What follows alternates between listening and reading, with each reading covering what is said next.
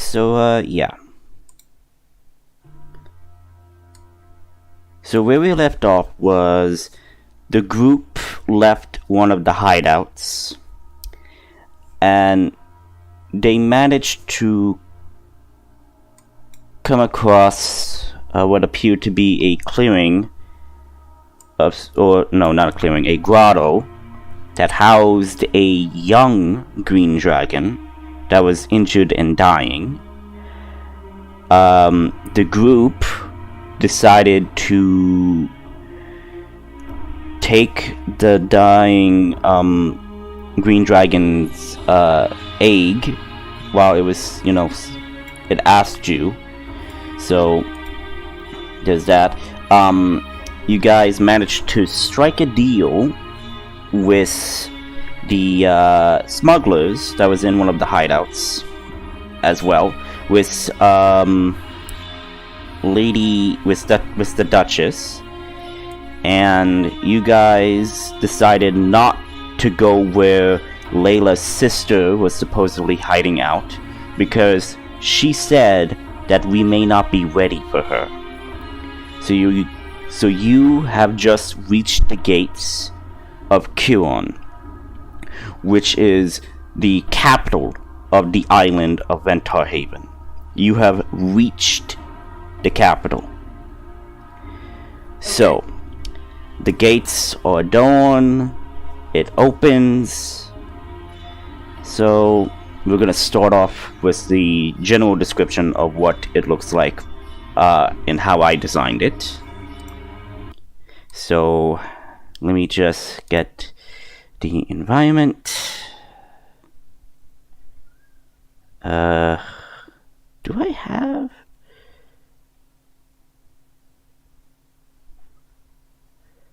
Okay, I have that, but not exactly what I'm looking for. No, that's... No. Sorry, I am trying to find the soundtrack. Whatever, I'll just reuse one of them.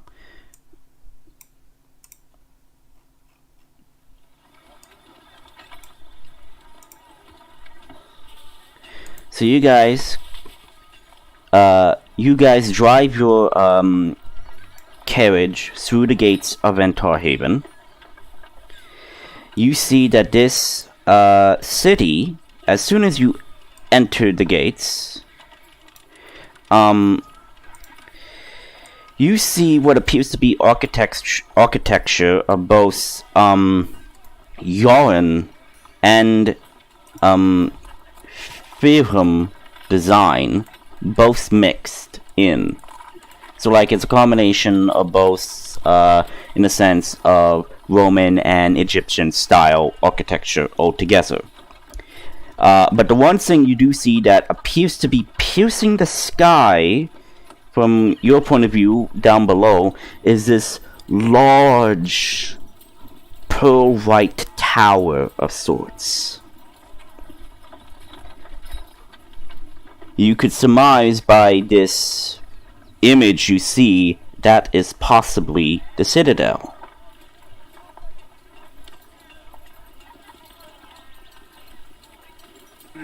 Okay. So you guys are in the city. The guards basically asked who you were. You just showed them the scroll of pedigree that was from the Duchess. They say, "Oh, very well. You will be wanting to go," and they will point you to the general direction of where your base of operations that the Duchess arranged for you, basically a permanent housing structure for you to use as your base of operations on the island that you could style in whatever means. So as you guys are traveling in the bustling large city of Kiron, is any of you wanting to take in the sights specifically, or are you just wanting to get to the base of operations? Because you're in the city, you could get to do whatever you want. I'm allowing it. Has Adrian been here before? You have not. This is literally everybody's first time entering Kiron.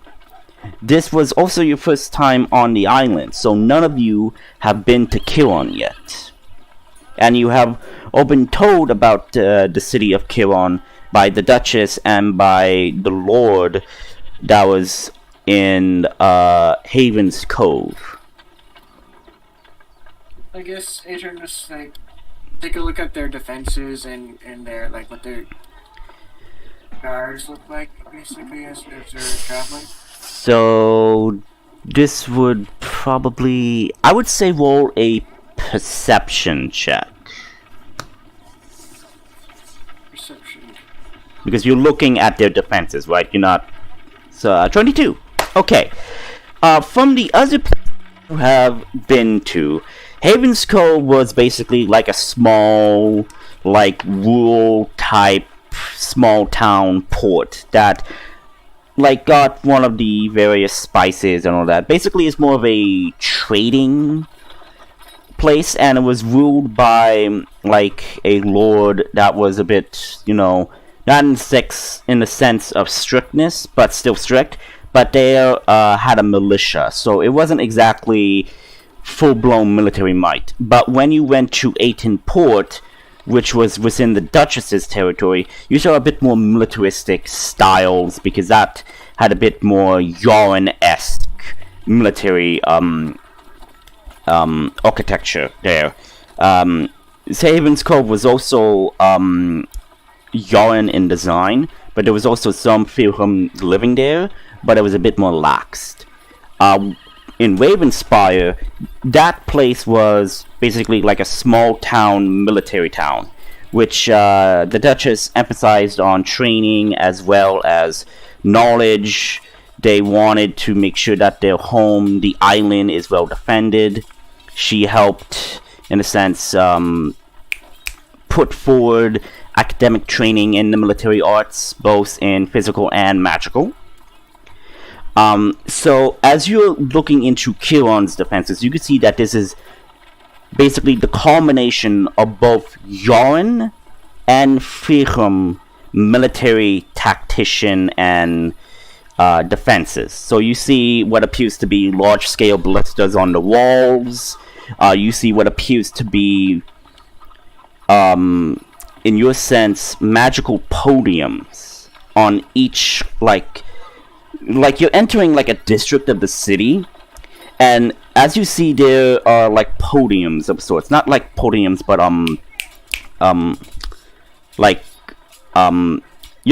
those places where you put glass orbs. I can't remember what it's called. Pedestals, I'm thinking, something like that. Mm-hmm. So you see that, but you see with arcane sigils on it, you see what appears to be like a type of I'm thinking kind of like shifting cube, kind of like a Rubik's cube that is slowly shifting different arcanic runes around, and you see that there were guards posted there. So in your sense, because you have been to one of the Philham, you are from Philham, so you actually do recognize that this is basically a district separation magical device. So if there was attack, they could basically close off the district with a invisible wall of magic to box them in, so no one can get out, but they can send people in to help subdue the supposed enemy force if they were attacked. So it's basically like a countermeasure. You do see what appears to be some airships, not a lot, maybe 3 airships, and you see that they do have weapons on them, like ballista and mounted crossbow repeaters, I guess. And as you get more in, you do see that there are patrols, not a lot, maybe 2 patrols of 4 or 5 guards on each pathway, making sure that everything's safe and secure, because from you could tell that these new patrol seem to be new. So, like, you see some are yawning from the exhaustion. So they appear to be like new protocols are placed in. Apparently, maybe the Duchess had something to do with this because of the so-called situation you guys find yourselves in, which is the Mazurite crystal situation that you have been called to help with by the Duchess. So you find yourself closing in what appears to be kind of like I would say the trade district of sorts, because I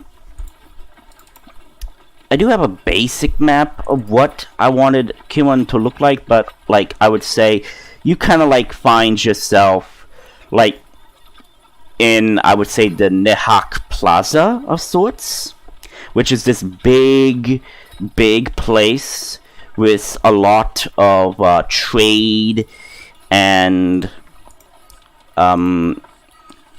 bustling buying and purchasing and basically other markets, I would say. Yes, yes. It kind of looks like that, Ghost. Kind of looks like that, but it is not in the river or water, so it's basically inland. But basically the walls are very towering. The walls are pearl white as well, basically to kind of like match the architecture of what the Citadel looks like. So as you go a bit closer, you do see that the airships are actually circling the Citadel a bit more often, but they are checking in on the different districts. So think of it like helicopters.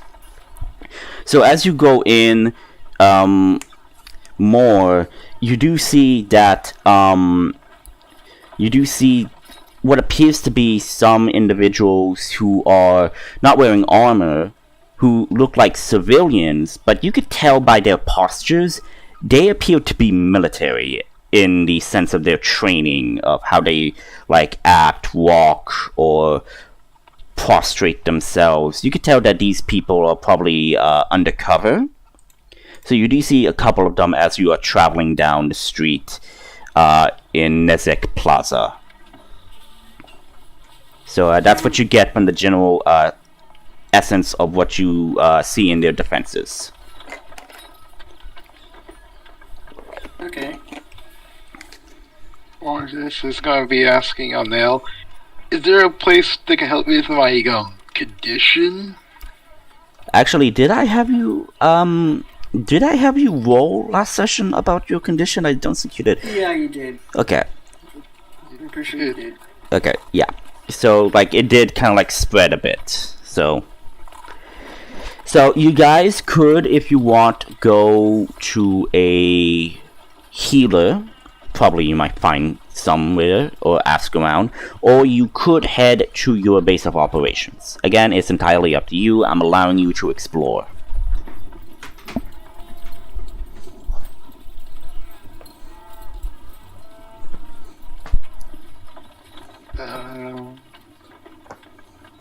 Should we ask around for a healer?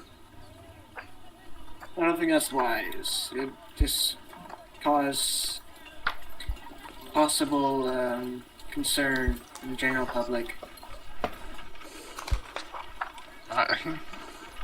I'm sorry, Elfman.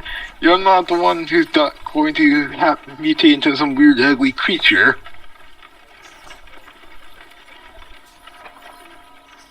I'm pretty sure the only thing that can help us is in the giant tower thingy. Mm-hmm. That's where probably the more powerful healers would be. No, it's an ancient artifact that dealt with this in the past. That's true. So, I would say, yeah, I would say, pictures 3 and 4. The one with the right city and the one with the statues and all that is a bit more of what Kiwon kind of looks like.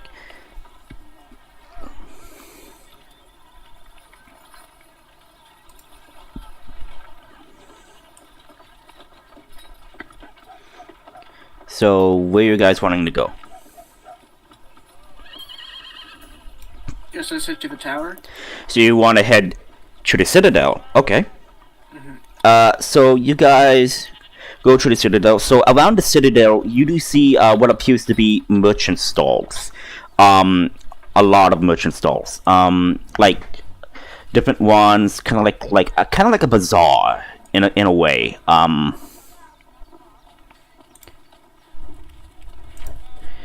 Give me a moment to. Did I have? Yeah, I did.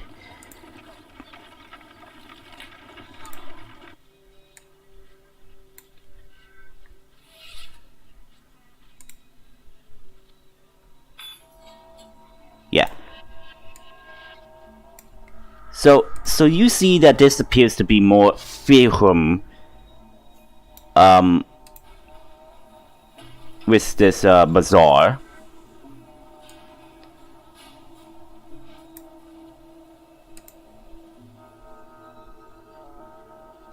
This doesn't exactly have the music that I'm wanting exactly.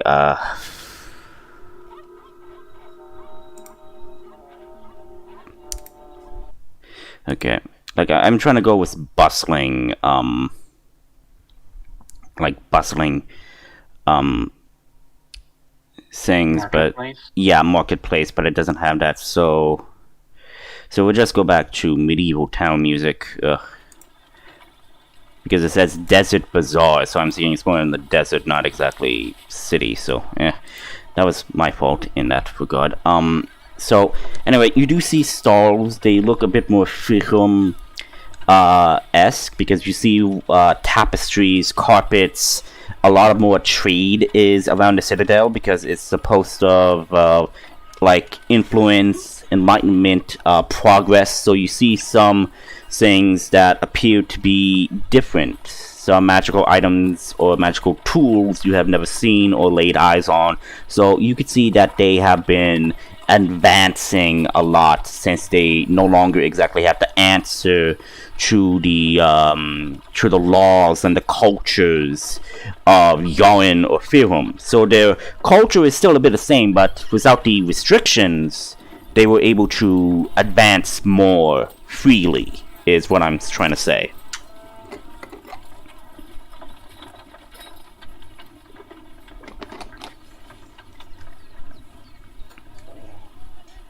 Okay, are we at the tower itself, or it's still in the bazaar? So you actually do see what appears to be an entrance.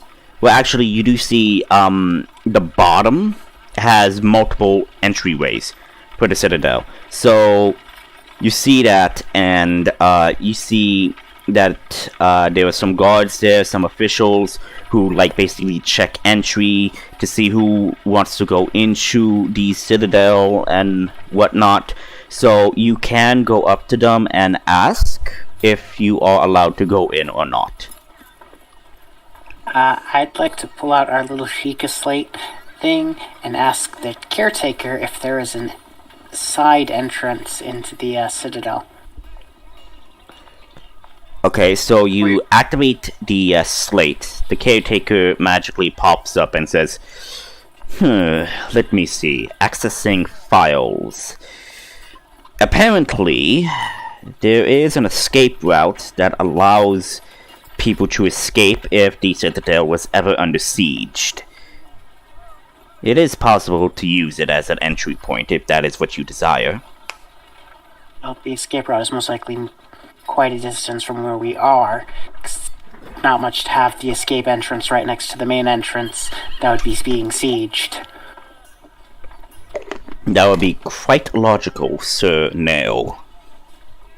You see Gorgeous' eyes are wide as he's looking at the slate. Actually, yes, actually, this is the first time Ordis probably see this caretaker for the first time. So, Ordis, I do have this pinned, I think in game chat, yes, pinned. You're gonna see something called the caretaker in pinned messages. It's basically like an orange orbs type thing. So it's kind of like an artificial intelligence. So I'm gonna ask the caretaker if he can provide a map of the Citadel to an exam room for people. Oh, okay. So the Citadel basically projects what appears to be a magically image of what you see of the Citadel, and he's scanning and says, "Huh, there is a high-functioning first aid station within the Citadel. There are a couple in case they ever run out of room. They appear to be underground." Is there a map to... Can I get the directions to it? So the only way to directions. Okay, so are you okay? So there is the main entrance. Okay, are you trying to look for an alternate entrance that leads to this place, or are you looking for the map where to go once you get inside the Citadel? Map where to go. I mean, I'm pretty sure we can figure out a way to get inside now. I was just wondering if there was a secret entrance that would be quicker, like a side entrance or a maintenance bay that would lead directly to a place we want to go, but... Okay. That's the question. How up to date is the caretaker on the architecture of this place? You know, I doubt they could change the architecture itself. Been a long It's more the time. fact that they might not be able to get into certain rooms because of, the construction is very sturdy. They don't want to break things. I'm doing this based on, the Citadel from Mass Effect. They could do a lot to the Citadel, but a lot of it is just inaccessible to them. So I'm hoping that some of these rooms were just inaccessible and they didn't bother breaking down random doors or things they didn't even know were doors. So my question is, are you asking... Okay, so Layla, are you asking the caretaker if the map that is being shown is up to date? Layla.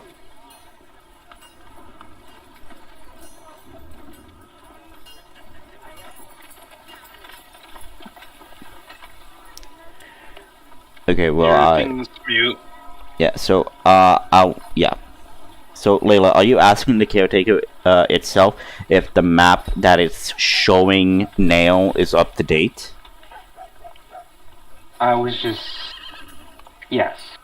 Okay, so the caretaker responds that this is the most recent architectural room design that was available at the time. I do not know what modifications these people have done, but most of these facilities cannot be accessed without authorization. So, with me in hand, you should be able to access these facilities. We'll find some fancy stuff in there. Wait, so is the secret slate has a virtual thing, like a person in there, like a blue person, or is it talking through the slate? No. So the slate is activated. So I really do not know how to describe The this. hollow projection. Yeah, it's projecting a actual ball of energy. A Sika plate. Pika. The device itself. Have you played Breath of the Wild? I have not. Yes, I have it. I have it. The device looks like the Sheikah slate in that size, but it is projecting a image above it. Okay, I'm actually looking this up because I'm a bit curious. But the Wild. You know what a switch looks like? It basically looks like that. That's what a Sheikah slate looks like. Sika plate. Slate, not plate. Oh, slate. Sheikah slate.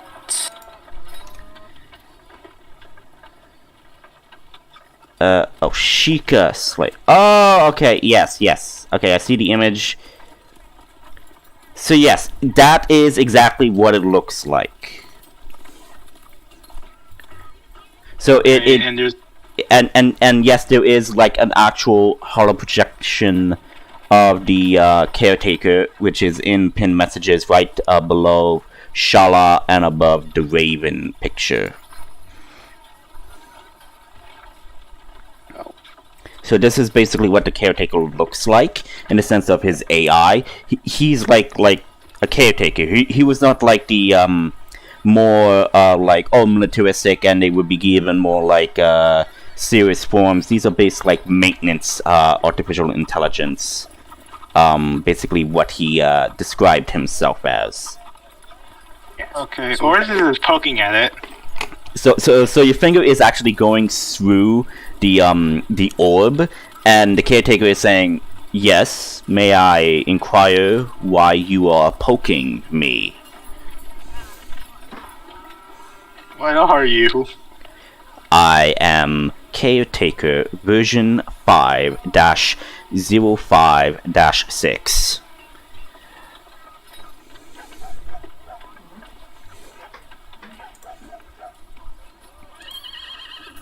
Why do you speak the language of numbers?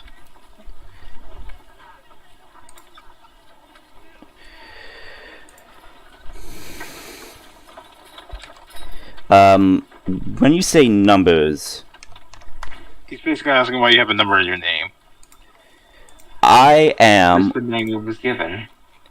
Yes, there are many copies of me.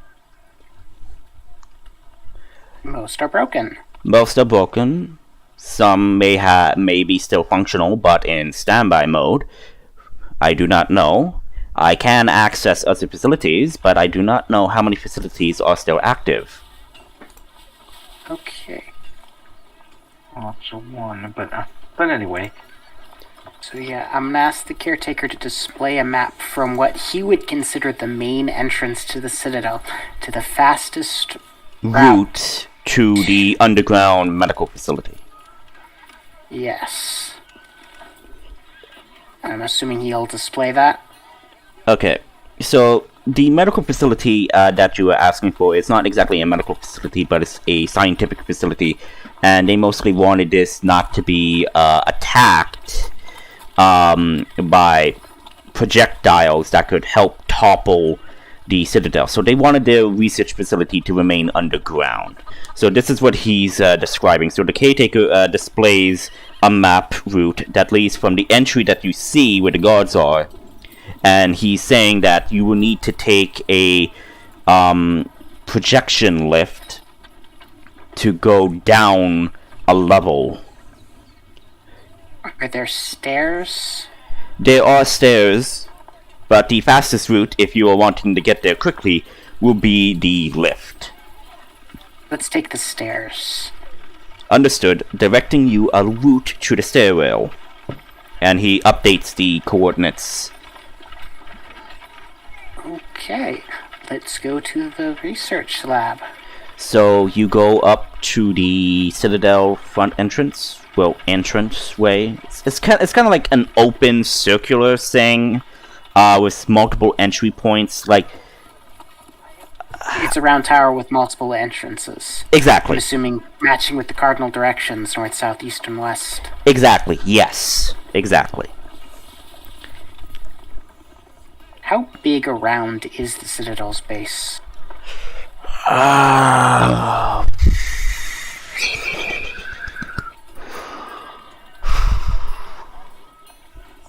Give me a second, I'm gonna look something up.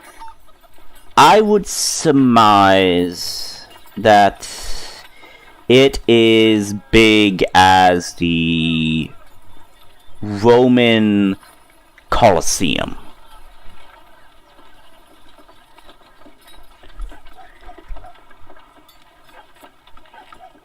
Okay, well, I'm looking that up. How big is the base of the Colosseum? It is an elliptical in plane and is 189 meters long. The perimeter originally measured 545 meters. Yes, it is 528 Roman feet wide, so think of it like 500 feet circular radius. 510 feet, roughly. Yeah. Okay, so it's a pretty big area around. Yes, it is Yes, basically we'll just- big enough to house like a lot of stuff. Well, I mean, I was just going to assume that it uses non-Euclidean magic to make the interior bigger than the exterior, but You don't know. You're not inside yet. You're coming up to the entrance, and you see that there are guards there. They are like having their hand out, saying, "Halt! Please identify yourselves. Why are you here at the Citadel?" I will provide the piece of parchment that has the Duchess, Duchess's seal. as well as the letter. So the guard looks at it, opens it to verify, and says, "Give me a moment." And he ushers to one of the guards and then whispers something to them and then asks them to hurry it up. We are wasting daylight for them. And so you see they are leaving, and then like you do see I would say maybe 30 minutes go by, and you do see someone hurrying who appears to be a scholar of some sorts. He is a high elf. He is rushing. He has spectacles of many sizes. And he says, "I apologize for keeping you waiting. You are part of the Duchess's delegate. They're her mercenaries to help us with the current situation. I am supposed to be your aide, your assistant in any magical discoveries. Please follow. I will take you to our workshop that we currently have set up."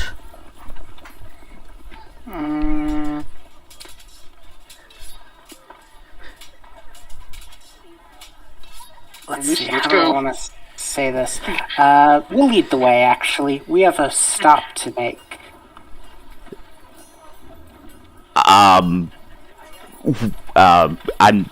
told that you can't freely explore the Citadel. Your, I guess,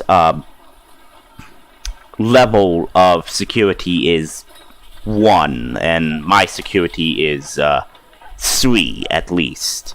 You need at least someone to supervise you while you are in the Citadel. Well, you can supervise us. We just have a stop we need to make real quick. So the guard says, hurry it up. We have other people in line wanting to get inside." It says, Why would they stop the line? No. The guard is so you actually do look, and there is no line. So the guard's just basically saying like, "Hurry it up! I don't want to stay here while you guys are talking about this. You could talk about this inside, basically." Okay, or just grab the nail like a baby and just like just lead the way. Oh god. Let's just go with them for now, and we'll separate later. No, we can just go to where we're going, and then we'll go to the workshop. It'll just be a quick thing, as chances are it's going to take a while to do the thing that it needs to be done and automatically do it. Just let's walk and talk as we walk to the stairs.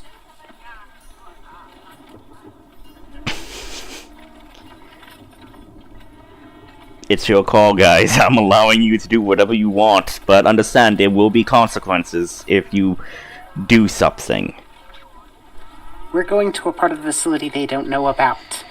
I'm pretty sure they would enjoy a tour of a section they've never seen. Are you trying to convince them, or are you trying to convince them with this? Or is it Trying to still convince- caring? Now put me down. I presume that everybody is off the carriage, and Adrian magically shrinks the carriage down, so I assumed the carriage was already shrunk. I assumed as well, but like I don't know, so you guys don't exactly specify. So, I doubt a carriage could fit into an open market bazaar. I assumed we left Oh. it. We already. oh, yeah, that would actually make sense, yes. Have you ever been to an open air bazaar? There's barely enough room for people to walk. Yeah. So, you guys enter the main lobby, and you see that this main lobby, is large. You see statues and different magical, items, artifacts of appears to be pillars that are radiating with magic. There is actually glowing sigils around it. In the main center of the lobby, you do see what appears to be a receptionist table. So you do see multiple people in a large reception circular thing, and they are talking with each other.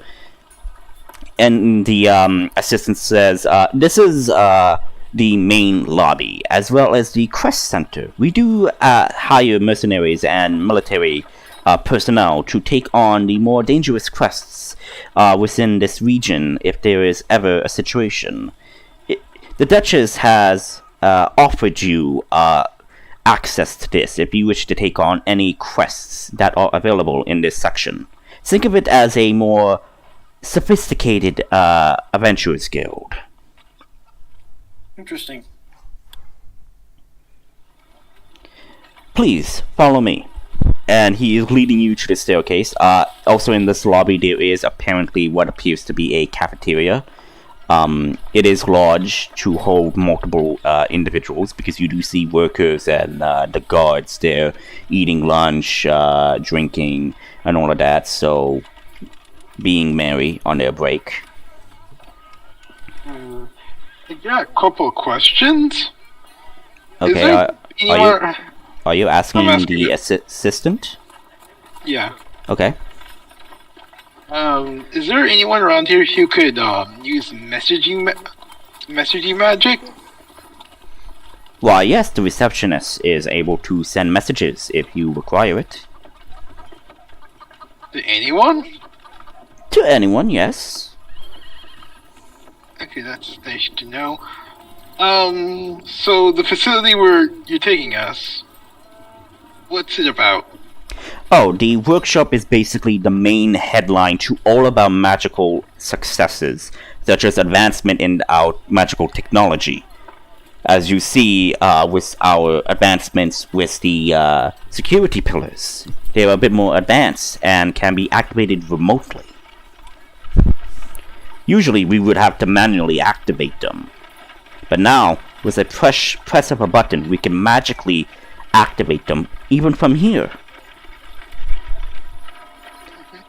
We even develop magical items, as well as other helpful tools for our adventurers and military, if they need it. I'll hit the magical object thing later. Is there a...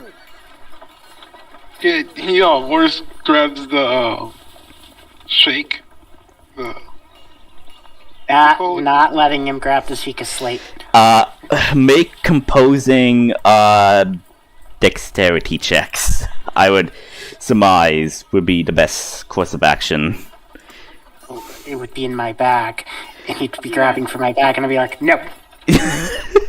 This guy just sees Nail and Otis basically struggling for the bag, and like Nail saying no, and he kind of looks to Layla, Adrian, and is kind of giving a bewildered look. Okay, 11. So you need to beat an 11, Nail. Dex. Yep. 19. So, Otis, Nail manages to slip the bag out of your grasp and gets it away from you. I'm still holding him. I would That's assume enough. he got out of the, Orders, that's enough, so let's just continue on. Is there a the place that you want? He whispers to Dale. This place name you want us to take him? Ordis, I don't trust any of these people. Stop trying to tell them things that I don't want them to know. For all we know, this assistant is just a lizard person in disguise. Hey, do you have a circle of truth? Do you have a circle of truth around here? Okay, wait, hang on. Okay, say it again, sorry. I was laughing. He goes, hey, or says, do you guys have a circle of truth around here? A circle of what? Truth. A spell? Yes, some of our mages and guards can cast Circle of Truth, Zone of Truth, actually. Sorry, why? My acquaintance here has some trust issues. And he's a little bit on the paranoid side. He whispers to the person. Okay. It's not paranoia if the fact that every town you've been to since coming to this island, people have secretly tried to kill you. It's best to keep people on a need-to-know basis. I'm assuming this question, DM, is the stairwell he's leading us to the same stairwell we're supposed to be going to, or is it a different stairwell? So there is actually, so it is a circular stairwell. However, so there are actually two stairwells, on each side. So like I said, north, east, and all of that. So there is like, okay, you know, in a mall where you have like two different sections of stairwells to ensure crowd control doesn't like get out of control, kind of like that. So like there are two stairwells and they both basically lead up and down. So there's a stairwell for people to go upwards and a stairwell for people to go down. So that Basically go up and down. is one. Yes. There's no exactly direction. People are going up and down in the stairwells, and these stairwells are pretty big.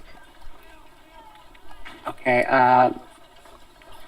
so where are we heading exactly? So, Ask the assistant. we are heading to the third level. Like I said, I have level 3 access. What about the basements? As soon as you say that, the elf man kind of like turns and the basement.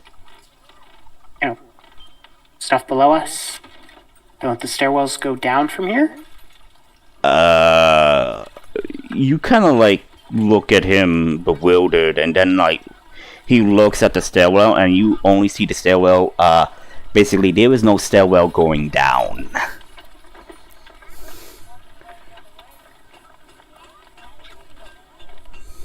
Give me one quick second. I'm going to put my face in the bag, whisper to the caretaker very quietly. Is there a non-public area stairwell that leads into the basement? The caretaker kind of like chimes in and says, yes. Basically, this is a secret research facility. We don't exactly want anybody to go in, as per the note and protocol of the head researcher saying, we don't want any intruders, so make it very hard for them to find it, idiots.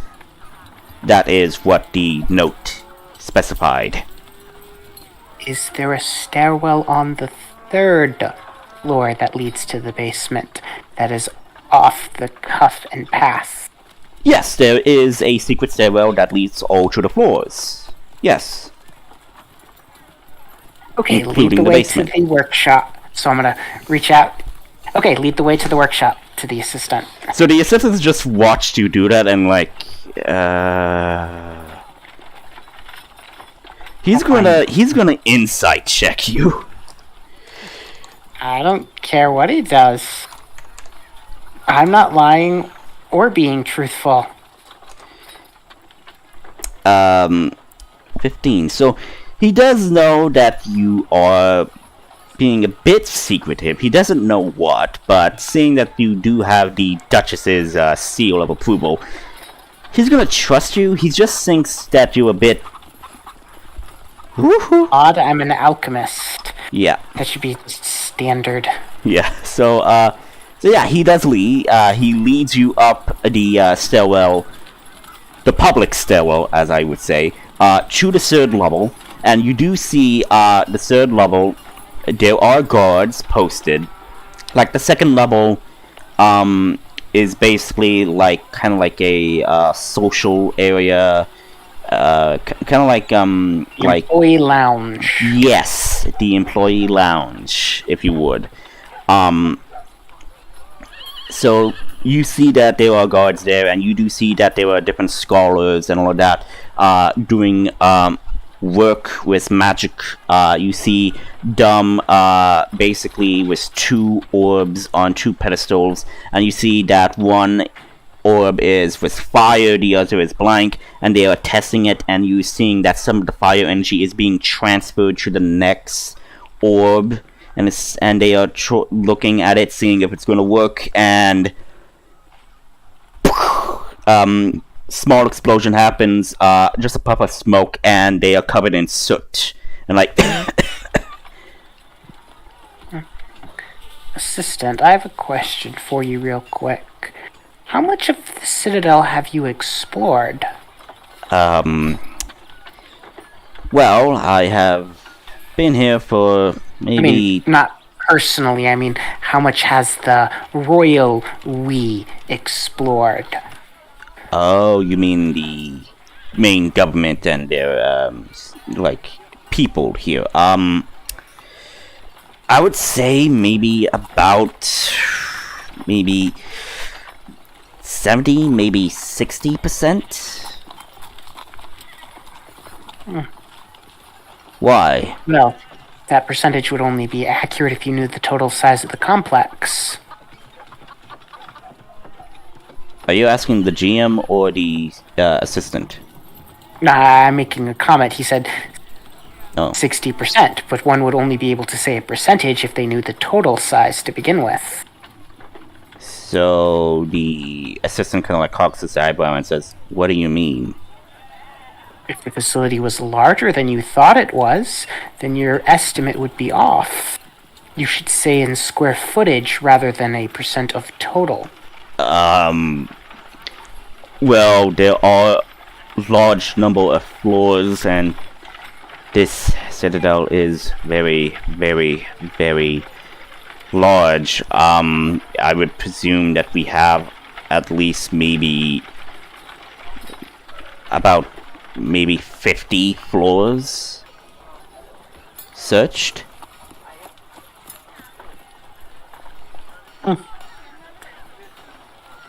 And how much further until we get to the workshop? We are in the workshop area. I am taking you to my personal lab area. And how much further until we get there? Longer? Right down there, he points at the very kind of like back center of where you guys entered from. Okay, let's proceed. He takes you through. You do see more magical experimentations going on. You do see they are trying to control lightning in a way as a power source. They are failing at it, but they do manage to, like, in a sense, pocket lightning to be discharged at a later time. So basically, they are trying... Bottling lightning. Bottling lightning, yes.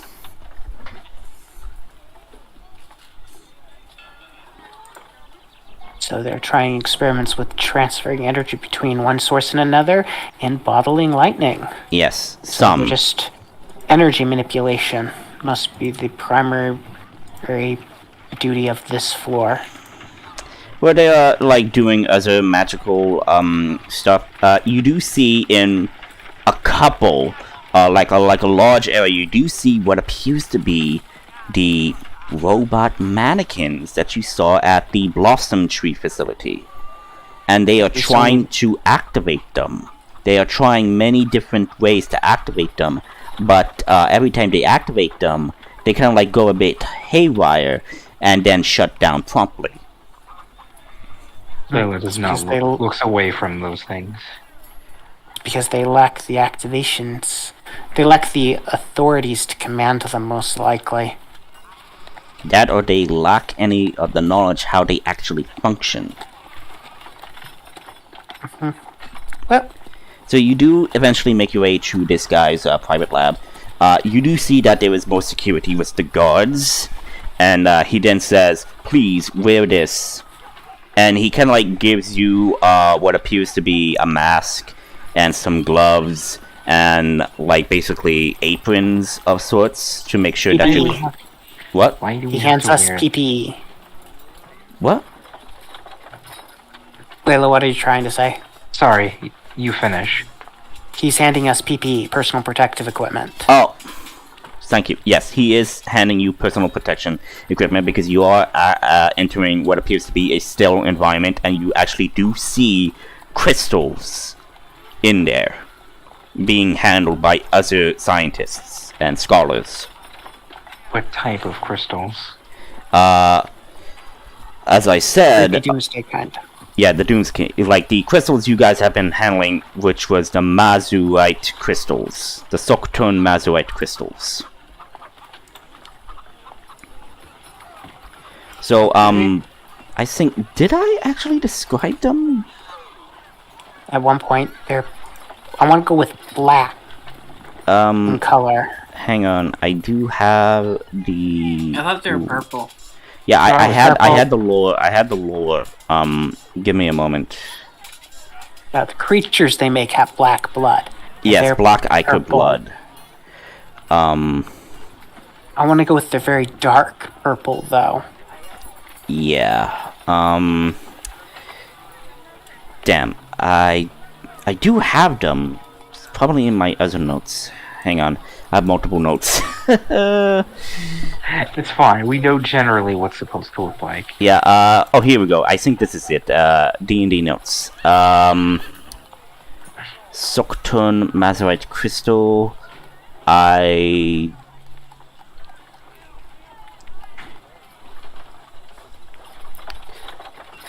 Yes. So they are dark violet red crystals.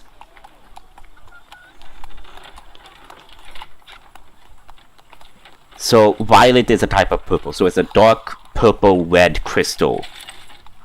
And you see them in different chunks. One is basically like small pieces, the other is basically like big enough to be handheld. So kind of like that.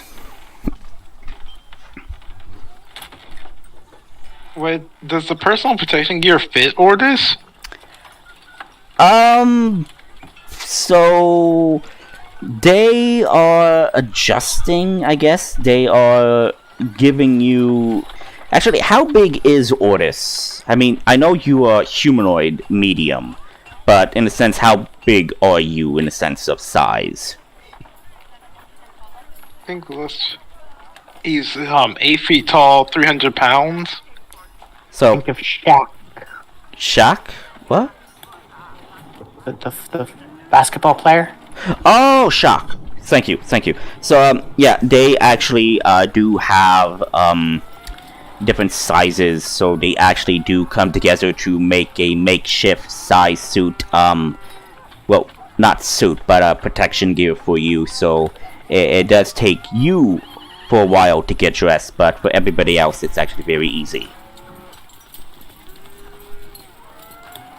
So, I guess the best place to start would be to let you explain what you found out and make any corrections based on what we know. Yes. So as he kind of like takes you inside the facility, inside the sterile environment, he kind of explains these crystals apparently emit a magical energy. We have been trying to deduct what type of energy throughout tests with non-living and living how do I say this, objects. We determine that they affect living objects faster than non-living objects. So he kind of like shows you to one assistant who is basically testing on a flower, and as the flower comes into contact with it, you see that it is actually rapidly infecting it. Not like instantaneously, but you see it like, in a sense, twice as fast infecting it than it would infect, like, say, an object. As you see as another object, you do see what appears to be like a metal like mug of sorts. So the flower begins to basically wither and die in a way, but basically is altered.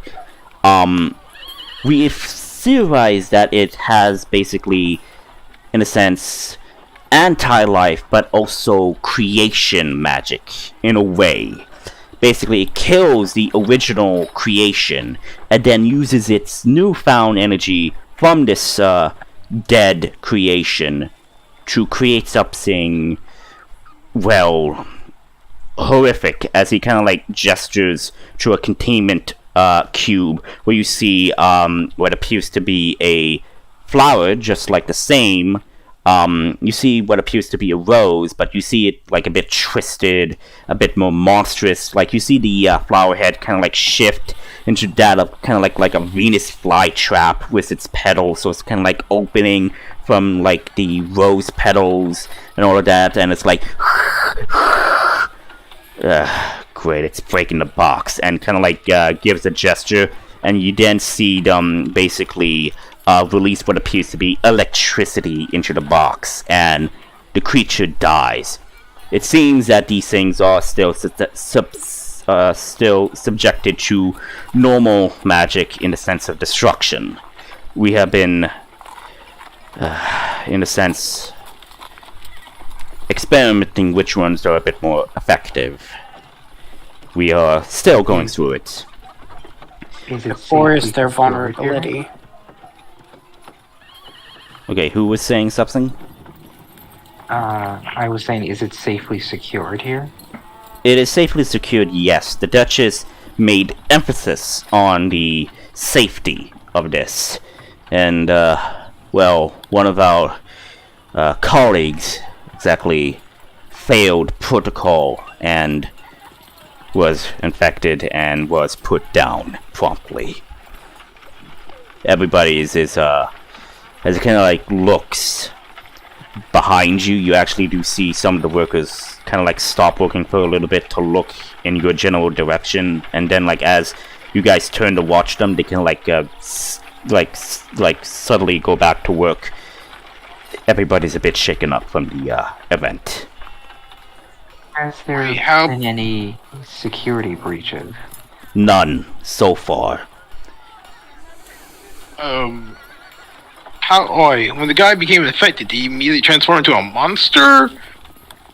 Or did you just mercy him before anything happened?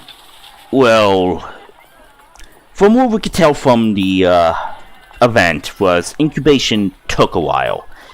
Promptly maybe a week, maybe two from infection. And then we noticed they had a rash. They prompted off as that of like a bad allergic reaction. It was black, with hives. It was bad. And then it got so bad where his attitude and personality shifted. Like he would space out at times and mutter to himself. The big indicator was when he did reached the final, in a sense, day of the week, he shifted violently. It was he kind of like puts a hand up and says, "Give me a moment." It was very monstrous, to say the least, and yes, he went ballistic and changed. It was very Horrifying? yes. I've seen the product of these crystals very up close. We fought many of them, but luckily we made it out. Have you guys created a cure for it yet? We are looking into that right now. When we basically, in a sense, open the crystals, we do notice what appears to be eternal fluid. We surmise that it might be an energy substance that helps them infect other creatures or life forms. We distilled it and looking to see if we can cure it before it reached the final stage of infection. We are... He kind of like slumps their shoulders. We are pulling our hair. We have no way what we are missing that could help us create a cure. Right now, the best thing we could do is make sure no one is infected, and if they are infected, we kill them before they reach that final stage. So, have you discovered any of the samples with crystal cores in them yet? We have. The Duchess did send them off, and those cores actually wither and die for some reason. Like they turn black and gray. Appears that when the supposed host dies, the crystal dies with it. You can also kill the host by destroying the crystal. Indeed, as he kind of points to one of the shattered crystals. This was brought to us. Where did most of your samples come from? As I am told, the Duchess said that you sent some samples to us.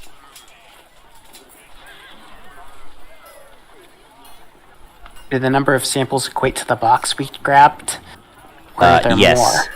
Yes. It equated to the box that you gave. Okay. As well as the other samples that you may have sent along with it. Can you get a copy of the notes to my little pal here, Neil? If you mean our success and failures, as well as any other scientific finds, we have made copies already. Basically, we are supposed to share all information we can with you, since you are basically the only individuals in the field that have exactly taken down some of these monstrosities. We're the only people who've been to the corrupted zone. Yes, And live to tell the tale. Indeed. That corrupted zone near Haven's Cove is secured, as I was told. Some people go in there to retrieve some small samples to see what we could do with them in the sense of finding a cure and finding a way to fight them, obviously, and they are under strict infection protocol. Okay. As he's saying this, he's actually getting basically what appears to be like a folder portfolio of sorts of all of the notes that they compiled together of the failures, successes, and the information they managed to gather from studying it. I assume that... Have the notes arrived yet from the hospital in Raven's Spire?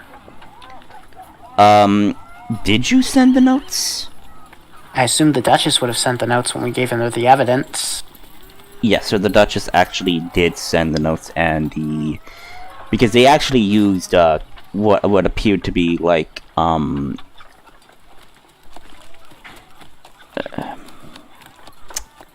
I don't know what they would use. Like in a sense of teleportation in all of that and all that. So the elf says that yes, the Duchess did send them via teleportation with her head guard to hand deliver these notes.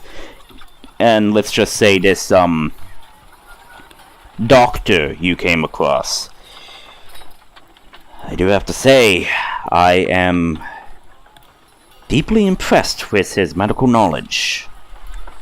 Even though he is a psychopath and a lizard, as you said. Okay.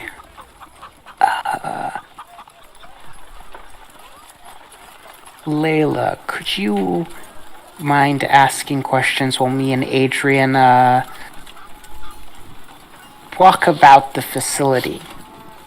Orange goes, man. I'll give him a look that means, like, the kind of give him a look that says, help.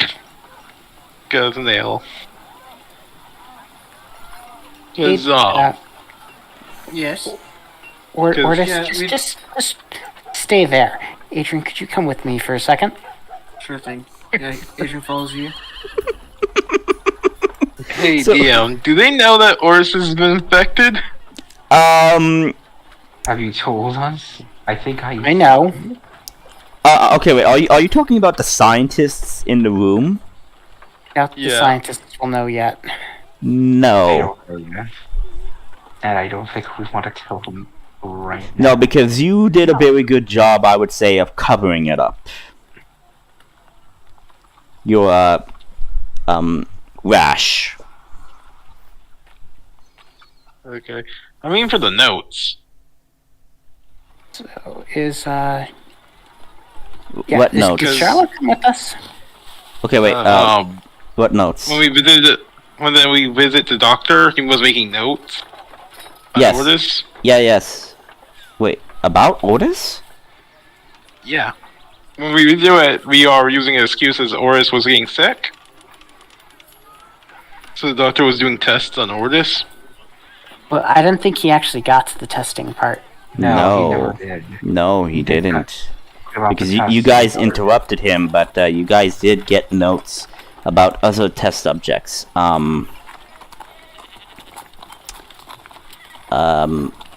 Here we go. Medical clinic.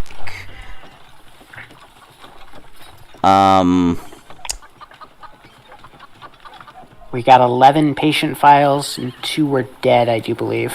Yeah, there was also written on the strange bars, oh hell, within the quick massacre. Was this vase within... Was this vase within his office, or was that I don't know. I don't know where this vase was, I don't know. Can't remember, but yes, 11 patient files of subjects. 1 is unstable, 2 are dead, 8 are stable. A mysterious letter shell of an egg printed with scenes of human misery in disturbing detail, and a top secret patient file named Project Shadow, and meetings between the head doctor and Calhoun along with the head of the AED top secret project agent Cedric.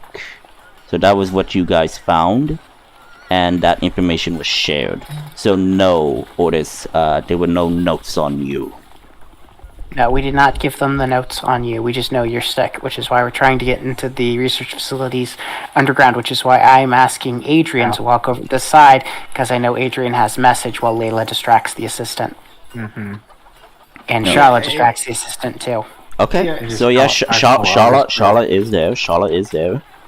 I do tell Otis telepathically to calm down. I'll ask the questions for you. So yeah, I'm gonna take Adrian to a corner where there's nobody. Make a perception or investigation check to see if you could find a quiet corner, basically, if it is possible. Investigation. 20. Okay. With that, you do manage to find kind of like a section where not a lot of people are there. So yeah, you do manage to find it, and I would say that yeah, you do find it. So it's quite quiet. No one ever goes there. It appears to be kind of like with some boxes of like supplies and scientific magical documents are there. So it's kind of like a has-been storage area for them. Okay, so I'm going to pull out the Sheikah slate and ask the caretaker if he can appear without actually doing the visual lights. Sure. So the Sheikah slate just kind of like shows like a 2D image of the caretaker and says, "Yes, sir." Now, Okay, where can you detect where we currently are in the spire? you are currently on the 3rd level of the citadel. You are basically within range to one of the secret panel doors that leads into the secret interior hallway that will lead to a staircase. Which, showing where we are on the thing, where is it to us? It is currently right next to you. And how do we access this secret door? Look for a strange indentation on the wall. It should be very subtle. I'm guessing a perception check is going to be required. No, I Adrian, would say with your investigation, well, actually, if you want, sure, yeah, you could make it as a perception or investigation check. It's up to you guys. I would say the person with the better perception look for the perception thingy. Okay. Adrian, that would be you. Yes, yeah. Adrian will look around for a Secret button. for anything that stands out. Mm-hmm. So perception or Investigation. investigation? Okay. Perception or investigation, your choice. I will give you guidance because I can do that.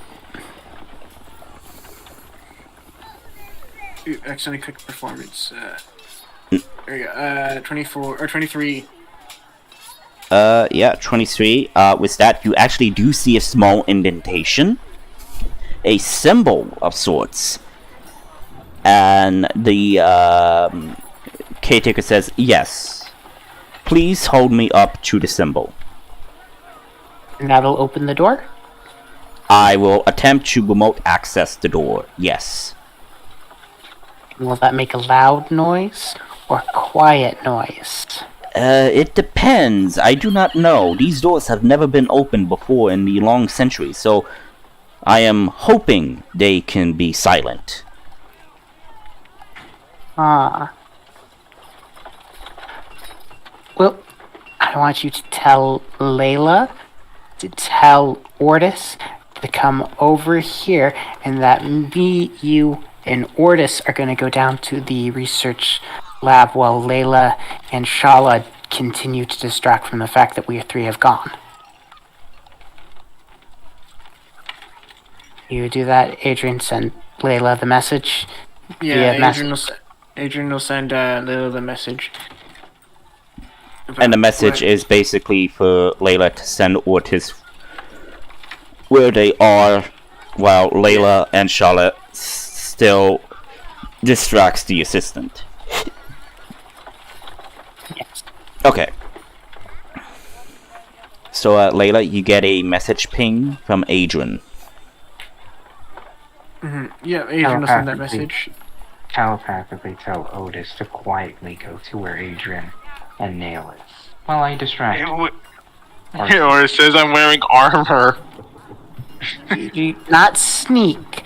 Casually walk over. Yeah. So, yeah, you do remove your armor and all of that while you were like in the protective gear. So, yeah, you do. Once you leave, the assistants help you decontaminate and all of that. You do, if you want to put your armor back on, it's entirely up to you. Let's see. It's entirely up to you. Otis will casually walk over to the where they are at. Okay, so you casually just walk over to where they are. You see what appears to be boxes and crates of notes and tools and all of that. It kind of takes you a moment, but you actually do find them behind them. And you kind of like make your way over there. Okay. Okay. So, this is either going to work, or it's going to make a very loud noise, in which case I need you to push over a box. Portis, can you do that? Or is this have near a box? Do not push it over yet. Okay. So, I'm going to put the Sheikah Slate up to the symbol to open the door. Okay, so you see what appears to be like a turning loading situation, and says, "I am accessing the systems now." Hang on. Something apparently is in the system. It's fighting me. What? Hang on. I'm gonna try to reroute some of the systems here. Okay, get ready. It will be for a split second, but we will be able to manage to slip into the hallway. Get ready. In 3, 2, 1, and the door opens. There is like a sound. Okay, or it just pushes the box and just runs in there. Okay, so the box is pushed. Everybody kind of like, what is that sound? And they hear the crash of the box. Does everybody jump into the hallway? Yes. Okay, you guys enter, and as soon as you enter, well, actually, I need all of you to make a dexterity check to see if you could get in there. Dexterity or acrobatics to slip into the hallway, because like he said, it is going to be A 10. 7, 8. Okay, Ordis. 10. Okay, you guys managed to slip in, but you kind of like stuck all together, and like finally you guys did manage to get in, and the door does close, and you went in and the door closed just as people were about to enter the field of vision. So you guys managed to go in and you managed to avoid detection. So you guys are inside a hallway, and you see there appears to be light symbols like in this hallway of sorts, and you do see it is actually it's kind of like circling around this hallway. Okay. Adrian, can you message Layla and tell her that we are in? Yeah, Adrian knows. Send a message to Layla. He'll point to her where he last saw her. Just tell her, like, where you made it in. Okay, so Layla, you magically get this message. Send them back. Good luck. And don't die. Okay. The construction of this building is not blocking the magic. Yep. So that's a plus. Let's head down to which sub-level are we heading to? We are heading to sub-level 01. Oh, cool. Just the first basement level. Okay, let's head down to the basement. So you guys, you guys descend 4 levels down. Or it says, wait, this place was fighting you? Are we gonna have any problems when we get there? Are you saying this to the Sheikah plate? Yeah. It says, yes. Maybe there might be an AI still active. Maybe there was another caretaker. Maybe it might have knowledge for us to use. Okay, and if it doesn't want us to be here, is there a way to convince it to be useful? I mean, you did give us administrative controls, or we obtained them somehow, so hopefully it'll recognize those. If not, we will have to disconnect it. Yes, if you could plug me into the main terminal on one of the sub-levels, in the sub-level 01, I should be able to at least showcase my new administration level. So, sub-level 1. Yep, so you guys descend, choose sub-level 1. So as you get down, well, actually, my question is, Layla, how are you distracting the assistant? Tell him to look back over here. I was talking to you using thaumaturgy to be very loud. It says, ow!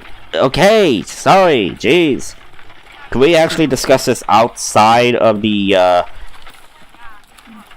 room? Main room? Back into the lounge little room and away from the robots. I don't want to see them. Very well. By the way, Layla, these are actually the marionette puppets that are actually from the Blossom Tree project. Only Adrian and Nail would know about them. But I guess you think you see them and you recognize them as the robots that you saw when you were in your time. So they're a bit similar. Don't like them.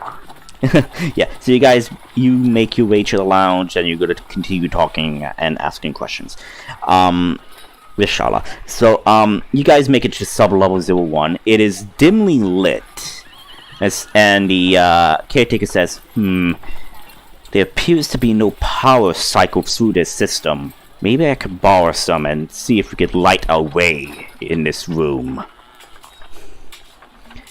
There's a terminal. Hook me up there.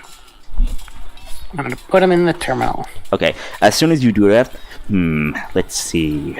Just cross wires there, access this, and should be on. And the lights slowly start to activate as the room is now being lit. Is there anything in this room? Is it empty? Okay, so I was about to get to that. So the lights come on. You see that sub-level 01 is lit, and you see what appears to be a large room with capsules that holds humanoid creatures. You see what appears to be like a stone terminal, kind of like A magical computer? Yeah, magical computer of sorts. You see a similar central tables and all of that from your time in the Blossom Tree project facility. And it is lit up and says, here we go. This should be working, and boom, we should now have at least some basic access. I managed to slip the unknown AI out of the system. Currently, it doesn't know that we have access. I don't know for how long, but if it finds out, hopefully it doesn't get mad. Can you tell us anything about the AI? Very old and very stern from its actions, as I could tell. Yes, kind of like that. And you see in one of the capsules, you do see what appears to be, a figure inside. Well, I'll leave the creepy thing for later. Can you access this room's systems to determine the spread of the corruption in an individual? Hang on. I'm accessing it. I should have better access at the main terminal. And which one is the main terminal? I am actually going to pull up a map of the room. So let me just create a new page, get it ready. I want to draw a circle.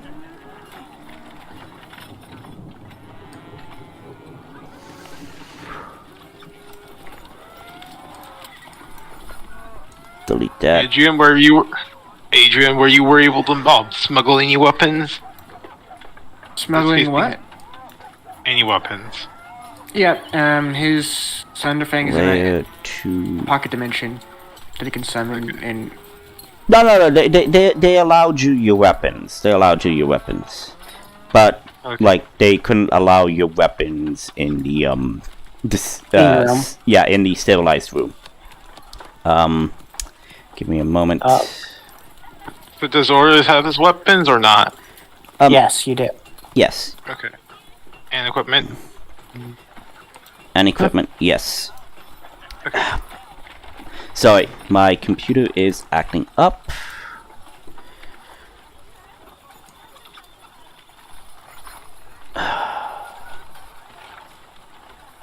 So, Ordis, I assume you're gonna have to step into one of those pod thingies.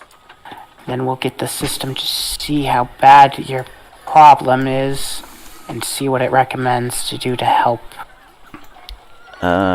Give me a moment.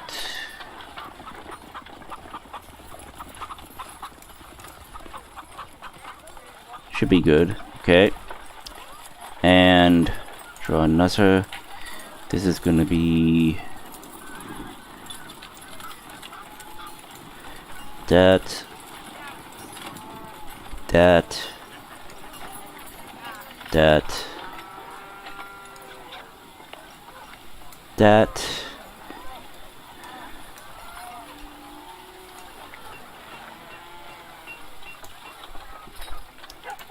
Okay, sorry.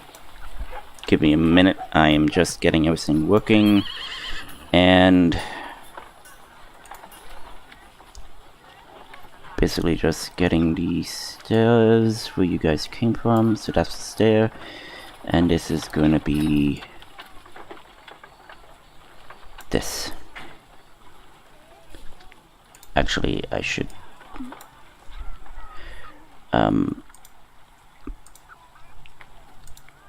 no, let's make it gray.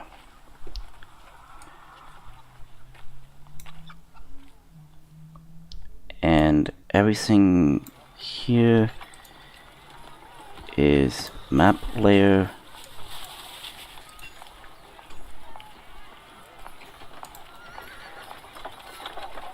Okay, let me just get your tokens.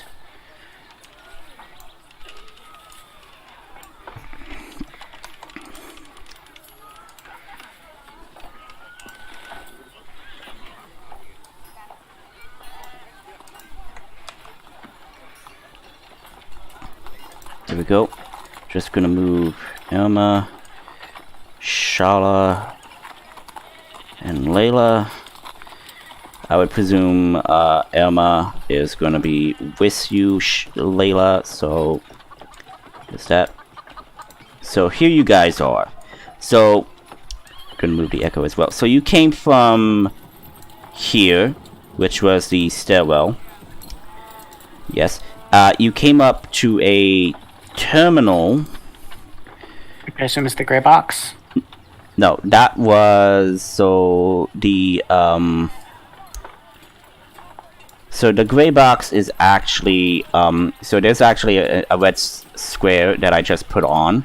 That is the terminal where you first accessed. The gray box, so that was the projection lift that the caretaker said. The thing we didn't want to take because I thought it would be too public, or the fact that it would malfunction and plummet us to our deaths. Probably. So, the thing over here, that is the thing. Actually, let me get to map and actually move that up just maybe a little. Yeah, that should be better. So yeah, this is the main terminal. I'm gonna take the Sheikah slate from the side terminal, hook it up to the main terminal. Okay. Let me actually change the color. I'll make the main terminal green. And this one, I would make it maybe purple. Not that color. Yeah. That works. Yeah. Tan color is terrible. It blends too much into the gray. In the white, yeah. So yeah. So all the blues are the capsules, and you do actually see a bigger capsule. That is actually a bit shielded. Like it's Which covered. capsule had the thing in it? This one? Yep. Do you want to So- put a smiley face inside the capsule to represent there's a person in there? Give me a moment. I actually will put an asset in there.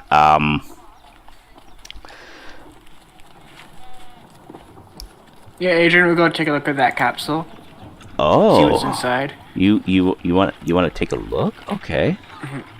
Be careful. Give me a moment. Is there? Yeah, he'll stealth up to it just in case. Yeah, I'm trying to find a.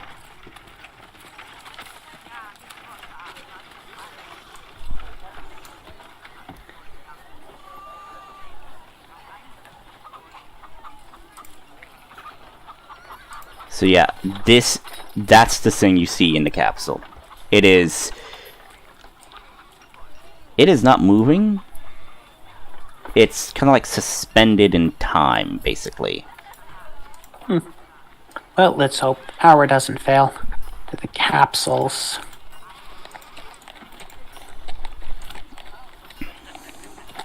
Okay, so is the caretaker hooked up to the main console? Yes. Sorry. I'm gonna ask the caretaker how much control he has over this room and facility. Now that he's in the main console. So in the main console, he has access to the entire sublevel. So he can remotely activate certain protocols, including termination protocols in the capsules, but he requires the passcode, which will take time. Okay, can he determine if any of the capsules are damaged? So you see, a projection of the sublevel, and then he goes through and says, "Huh. 2 capsules are damaged, while the rest are undamaged."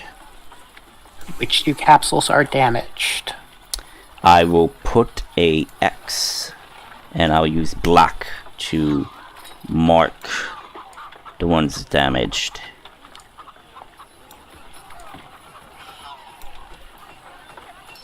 Okay, Ortis. I'm assuming to scan a subject, they need to be in one of the capsules? You are asking the caretaker? Yes. Okay, Ortis, it seems you get a pick. You can either pick the capsule furthest away from the creature or the big capsule in the middle.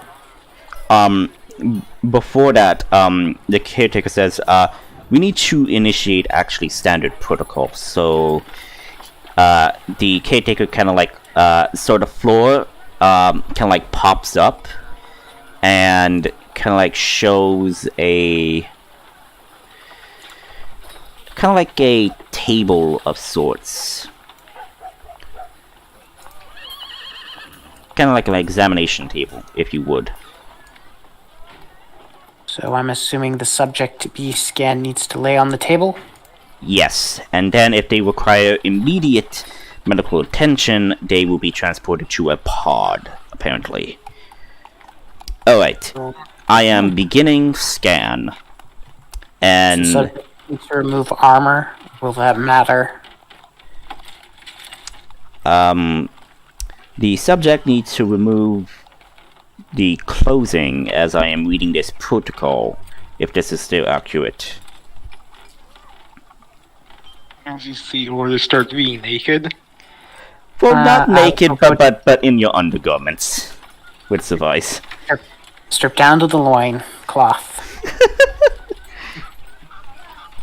Hey, the loincloth is the oldest form of underwear that exists. Indeed, especially for an orc. So, as you lay on the table and the scan is active, the caretaker says, "Interesting, I can pull up the files of the last few individuals that were admitted here." Download them into the Sheikah Slate instead. Understood. Downloading now. Question. Does this facility recognize me and Adrian's authority? Or not? Okay, your authority is basically within the Sheikah Slate. So as long as you have the Sheikah Slate, you will still have administrative authority. But it is recognizing that we have administrative authorities. Yes, only within this level. Okay. Okay.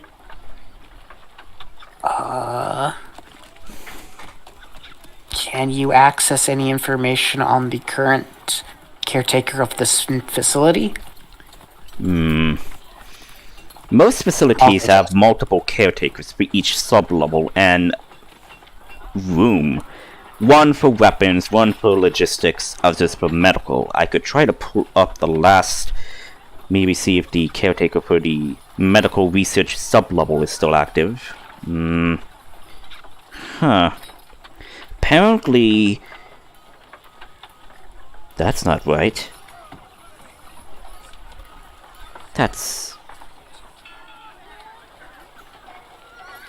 There's a long silence, and the caretaker does not respond.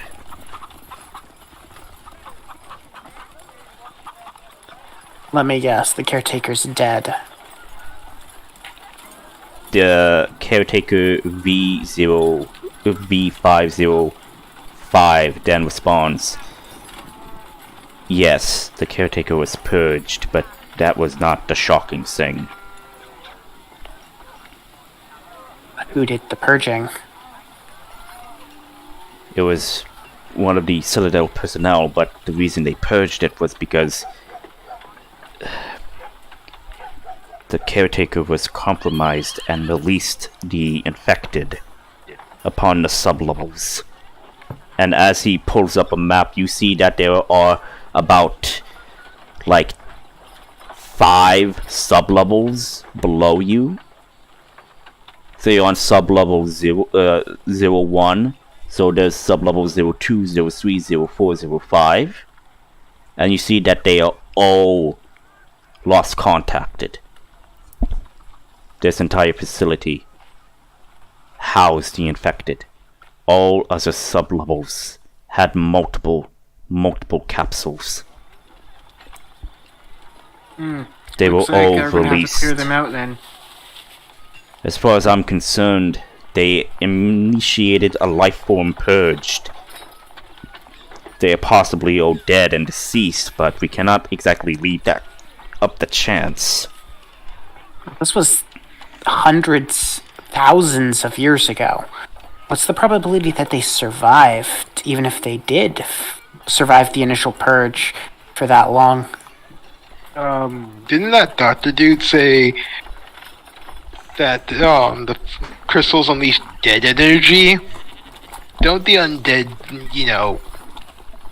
stay around for a while, especially with magic? A while is hundreds of years, thousands, and things start to change.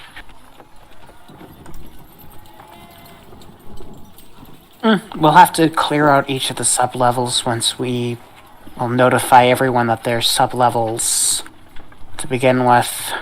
That is a problem for the future. This sub-level is secure, is it not? Asking the caretaker. So the caretaker responds and says, "Yes, the sub-level 01 is secure." Oh, We wait. won't have to worry. Scan is complete of subject Ortis. Pulling up the medical personnel now and... Oh. Well, good news. You are caught in the early stage of it. However, removal of it and treatment will take at least 5 days. Okay. I thought you were going to say 5 years. It would take amount of 5 days within the medical capsule. Okay. In essence, he will be rendered unconscious as the system tries to heal him. But it depends on the nerve damage as well for how long he's been infected. He's been infected for how long? I don't know. Several days now. Several days. Again, it also depends because maybe this infection evolved, so we need to run more scans and tests. I apologize, Sir Otis, but please remain still. Does the facility have the power to remain active for 5 days? So long, yes, if we could still borrow power. Is there a local room for one of those batteries that we can plug in to directly power the room? Yes. We have several of them. Yes, there are actually a storage of batteries. However, they are located in sub-level 02. I meant, is there a slot for a battery on this level? We have a couple of batteries with us. Yes. Let me... here we go. I'll expose the battery slots now. Please... How many Please depict which tube you want to be in, Sir Ortis. You got the big one or the far one? I guess I'll take the big one. Okay. I am pulling up access protocols for Pod 5. Give me a moment Why is that Pod 5? I would figure that would be Pod 3, regardless of which way you numbered them. Hey, I wrote this, not you. It just seems weird that the pods aren't numbered from either left to right or right to left. So, as I guess it's just meant to be confusing. Yeah. This was ancient civilization, so. Oh, wait, is there a language you can't read? Oh, it's just the fact that this pod is apparently 5. There are 5 pods in this room. They didn't go 1, 2, 3, 4, 5, or the other direction. This one somehow is 5. Yes, because it's 1, 2, 3, 4, and 5. It's not a typical way you would want to do that. It's not, what's the word for it when something, it's not intuitive to number them like that. Okay, anyway, so he's accessing, he's releasing the shielding, in a sense, the cover around the, thing. Give me a moment. I need to find something. Is it in dungeon? Adrian, do you remember how many of those batteries we had? I want to say it was like 4. Yeah, I think we had like 4 or 5. I do believe you guys actually kept count, so I think 5 functional. How many batteries do you need to power this thing? So I'm about to get to that, but just give me a moment. We need to keep at least one so that we can learn how to replicate them. I don't think we have the tech to replicate them. I was going to say we need to keep one so we can eventually put the caretaker in a body, because we have a bunch of those puppet bodies. Mm-hmm. And we needed one for that. So we got like 4, because we have like 4 bodies and we have 4 batteries. And now we might have a second caretaker unit. Hopefully it's not completely crazy and doesn't need to be purged.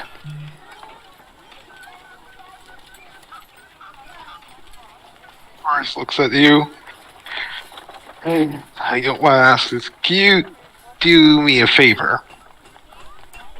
What? Who? Huh? I'm assuming one of us. Mm-hmm. Yeah, he's just saying in general. I have a sister who's on the island. I'm concerned for her. You want us to find her if you die? Yeah. Okay. Okay. I mainly want to find you before I go into this chamber thing. Okay. I'm worried if I'm affected by this thing, then she might be infected. So the caretaker manages to releases the thing, and you see a large reptilian, 4-legged, 2-headed monstrosity. in the large tube capsule.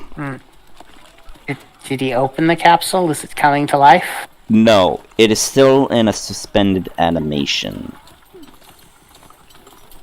Can you tell us if the creature is alive or dead?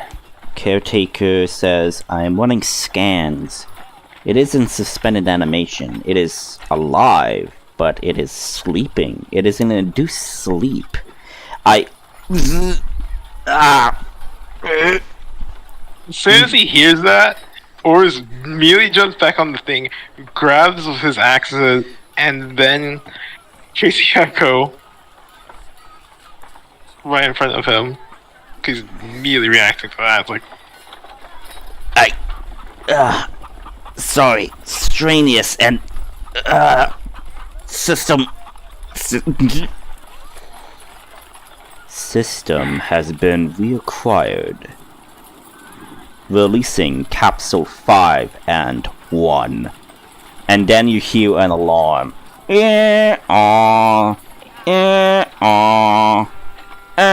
go to that. And you see the fluid in the capsule begin to drain.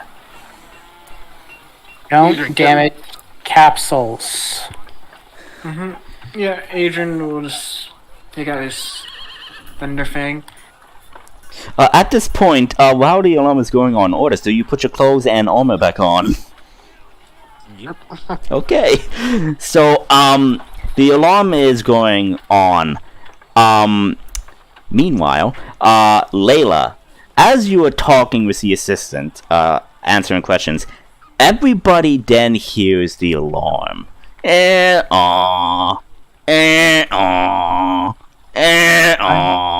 And the assistant says, "What in the devil is that?" The most obnoxious alarm I've ever heard. And then, Layla, you hear a feminine voice, stern and grumpy, says, "Alert, alert. Sub-level 01 has been compromised. Please evacuate the main lobby. Sending armed personnel protocol Alpha 1 to exterminate the intruders." And everybody's panicking, like, what the heck? They never heard this voice before, so they were in a bit of shock and like, the hell? And then, like, you hear humming noise coming from the walls. And Layla, you see what appears to be something briefly moving down levels. You're not sure what. Back to the sub-level group. You guys are in it, and you then hear the humming as well. And Actually, Adrian will cast a spell on himself. okay, what In preparation for spell? this. What spell do you cast? He will cast. Armor Vagabond? No. Where is it? Shadow of Moil.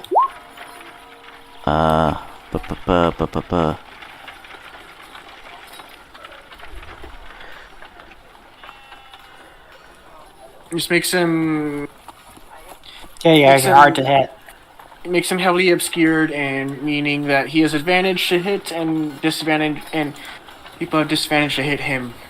Okay, so I am trying to look for. I'm seeking in sci-fi tokens. It's a robot. I'm gonna guess. Let's see. 3 assets. 3 sci-fi tokens. You want a mechanical spider? I'm trying to find robots, but Most of them aren't robots. You have to go to the very bottom of the free list. There's the mechanical spider thingy. But it yeah, looks more like rock. yeah. I would surmise that No, I mean, a maybe- robot would be funny, but... plate would also be funny. I think this would work. Male enforcer gun would work.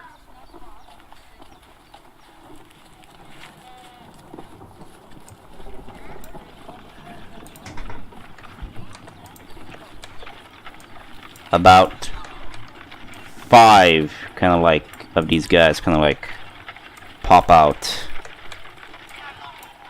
And it says intruder detected, intruder detected.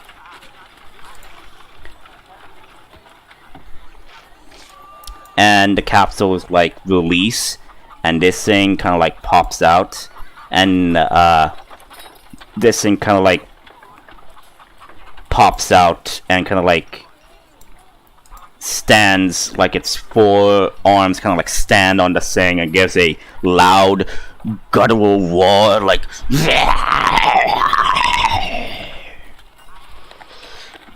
and we are going to combat. Okay.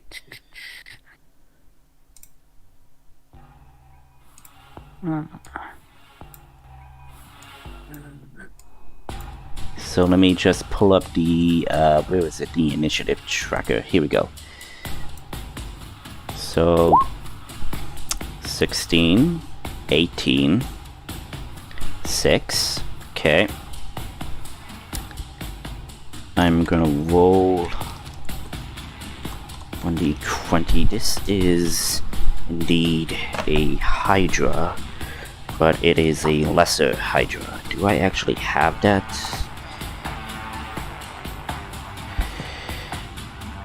A hydro loss. What the hell is a hydro loss?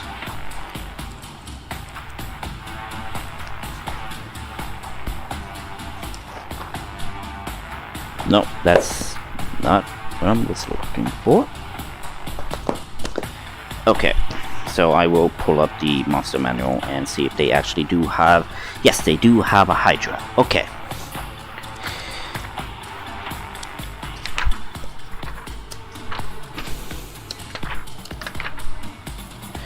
Okay, so this is a lesser Hydra. So it is not, in the sense, a huge monster. It's more of like, I would say, a large creature, like the size of maybe a adult bear of sorts. Like, it's large. You could see that its skin is dark red with hues of purple. You see its eyes are reddish purple, and it kind of like gives out a guttural roar.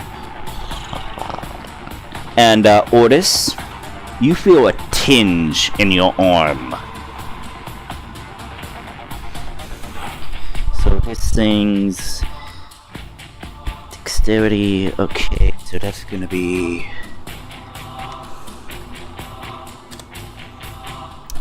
Okay, that's gonna be that.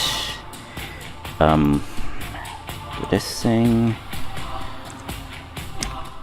And for this thing, I don't have an exact thing, so I would just put it like this, so...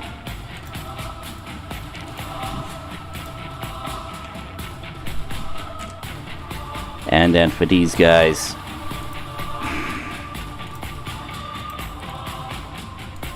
in fact, I'm gonna mark this guy as...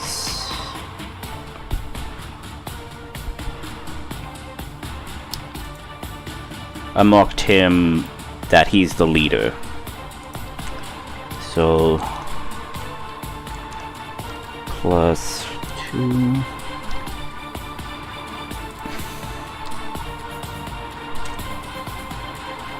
So Adrian's first. Okay, so good to go? Yes, Snail, you'll be like second to last. So these mechanical things are gonna go last. So yes. Okay, Adrian will He will as a bonus action. He will bind that Hydra thingy's, the multi-headed creature's soul. So has to make a wisdom saving throw. Okay, wisdom saving throw. 1d20. Okay. 18. That fails, I think. My save is 19, I think. It's your spell. My save is 18. So it just succeeds. Okay. Then its movement isn't halved, but the rest will apply to it. So it takes. It doesn't take any damage. It's just cursed, basically. Okay. And then, then he'll also cast Hang on. Armor of Agnes on himself. Okay, hang on. I have to refresh my thing because it's acting up. Honestly. Okay. So Is an Armor of Agathis concentration? Nope. Oh. no, it's not. That's what makes Armor of Agnes so good. Okay. So And is that's that his your turn. Okay. Otis, this thing is right in front of you. It's two heads looking down on you. Is it aggressive? It is aggressive, yes. But as one of the heads look at you, it kind of like tilts its head. Curiously. While the other head is looking at the others. Can I make an animal handling check? Go ahead. It is going to be very difficult. I'll use my inspiration. Okay, so you have advantage. 18. So what are you attempting to do with this animal handling check? Calm it down, befriend it. Okay, so as you try to calm it down, it kind of like looks at you, but it kind of like pulls away, like it's unsure of you because for some reason it doesn't know it can trust you, but it is not going to be hostile to you unless you become hostile to it. It's what you could kind of like get from this animal handling check. Okay, Dale, can you figure out what this thing is? I think it got it to calm down towards me, but I can't guarantee your safety or Adrian's.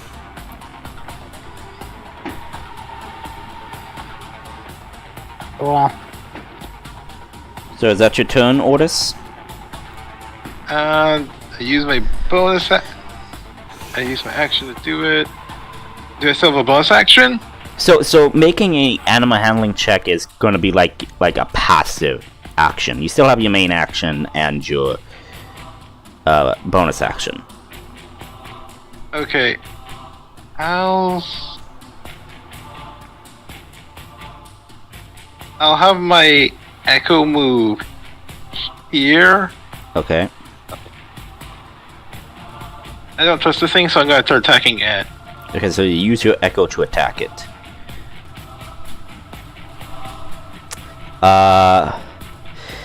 Those miss.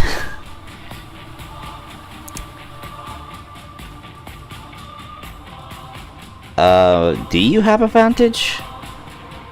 No, I don't think so. So, yeah, that misses as well. So, as your echo goes to attack, it kind of like hits the capsule and kind of like breaks the glass just a little. And he'll use incarnation and attack again. 11 misses.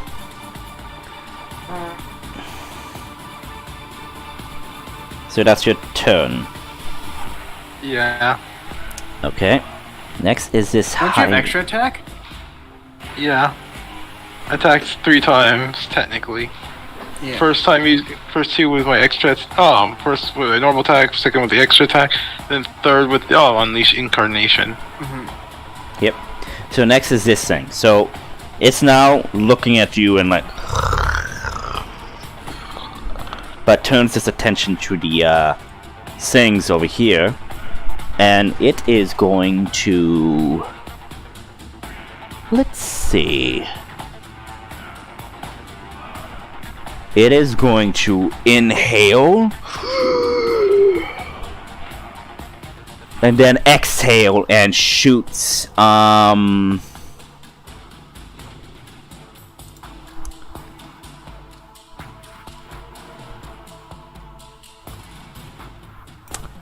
beam of energy.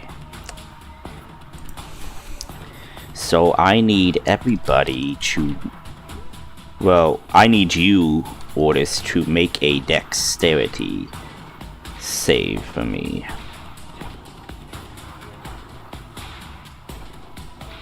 Okay. I'll roll for it. Is that a pass?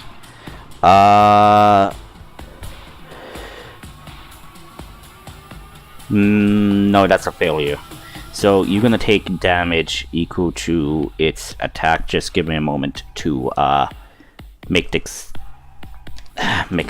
dexterity saves for the other thing.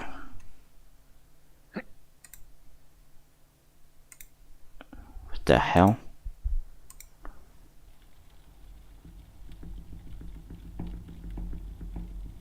Oh, wrong one.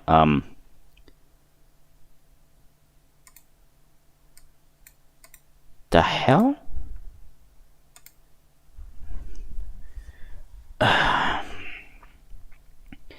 Give it a moment. I'm having some technical difficulties with the music.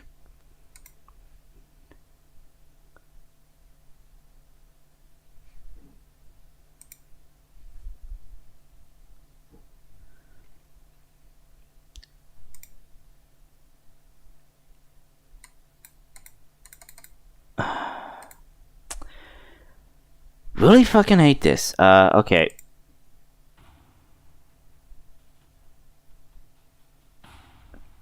I'll go with this one. For some reason it was acting up, so I don't know why.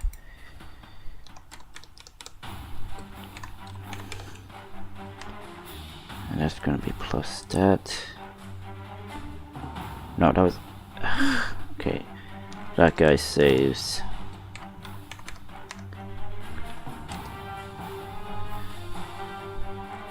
So the other guy failed. So everyone fails except for this guy. So you are gonna take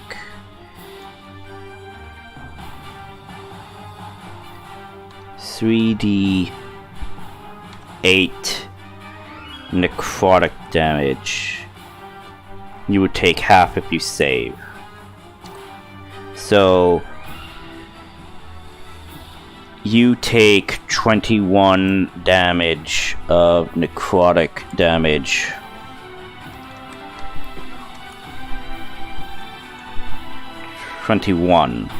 So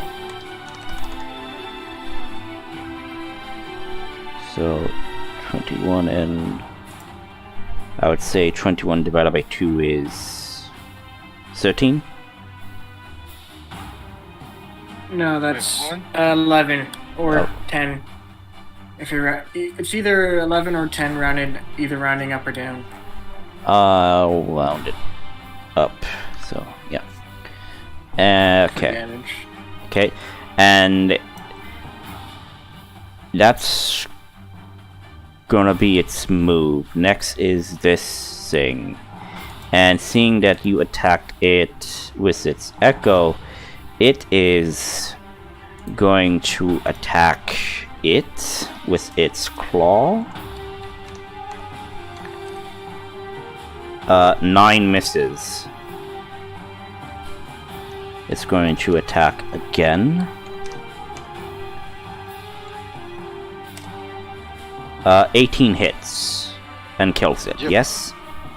Yeah. Oof. Okay. And it's gonna turn its attention to you, Adrian. Mm-hmm. And it is gonna move right up to you, but it can't do any other actions. Okay. Nail, your move. Okay, I'm gonna poke at the Sheikah Slate and ask the caretaker for a status update. Does it respond at all? It just says termination of all non-mother life forms must be completed. Please, you will serve the mother with your corpses. And then, like, you hear distortion. Don't listen. It is the old AI of the old sub-level. You must activate a reset purge to remove the corruption. You will be silent. I will release more. Please, feel free to fight, but you will soon become one of us. Wait, it says mother beings. Isn't Layla? Oh, wait. Does it, or is know that Layla and the mother are related? No, I don't think so. No. I wouldn't have you. Probably would not have told you at this point. Yeah.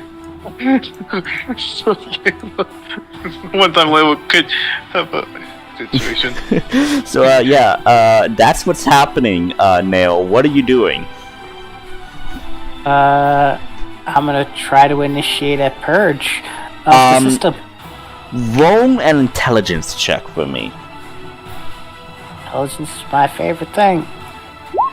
13. Okay, with this, unless you want to throw guidance into that, it's entirely up to you. That would be my action, so I'm gonna hold off on that unless this is my action. No, that's your free action. Yep, that would be my action if I wanted to cast guidance, because it's a spell. Okay, so, well, actually, no. You are using investigation to figure something out, but then you could use your action to do something. Okay, so this is basically you trying to figure out what you could do. So, using... Investigation, add 3 more to that. What? Because my proficiency in investigation. Okay, well, intelligence or investigation, sorry. Ugh, sorry. With this, you manage to actually recognize some of the symbols. You recognize that you can basically initiate a restart to remove the virus from your seeker plate. Then I will initiate the restart process. Okay, as you're doing it, you see what appears to be some sort of countdown. It will take at least 1 minute to initiate it, and thus the plate must remain in this slot until the reset is done, and the terminal cannot be damaged or turned off or whatever. Yeah, let's hope that doesn't happen. Okay, so is that your turn? Do I still is that my action to initiate the reset? Yes, that's your action. Okay.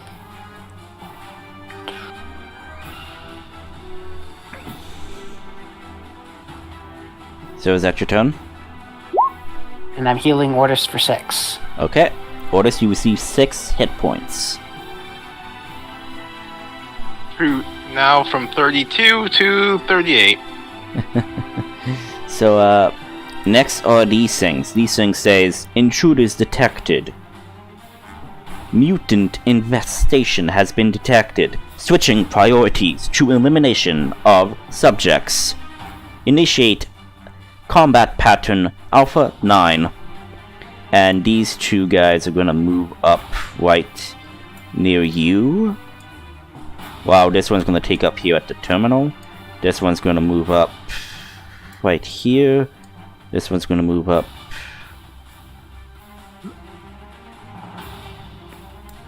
Give me a moment.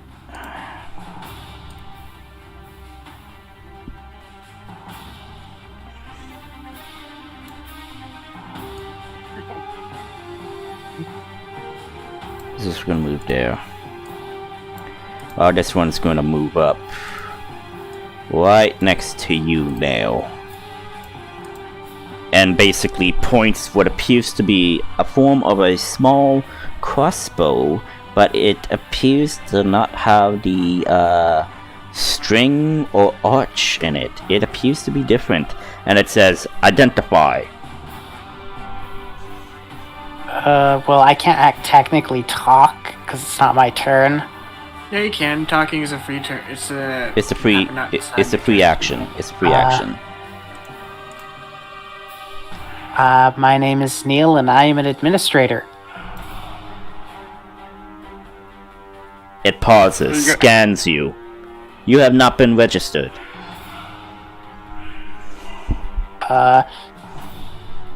There was a sick person and registration was deemed less important than treatment. You will be apprehended after the quarantine has been effected. You will comply after combat. Will comply after combat and will assist in the extermination of contaminated individuals. All drones, attack. Oh, you didn't mention Ordis. Okay, so these things are gonna take up arms. So one near you, behind you, Nail, is going to attack at the one that's attacking Adrian. I'm gonna assume that you're not infected enough to be considered compromised, but I don't know. Bob and weave. Yeah. So 14 is going to hit this thing, and it's going to take 1d8 plus that. So it's going to take 5 points of damage as it shoots what appears to be a magic beam at it. And the one that's near the terminal is also going to do that.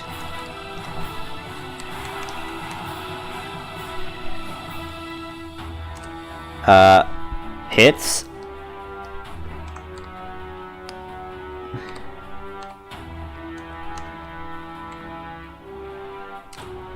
For 7.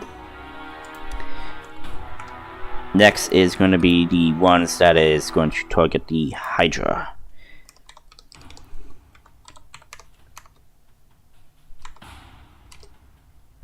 23 is going to hit.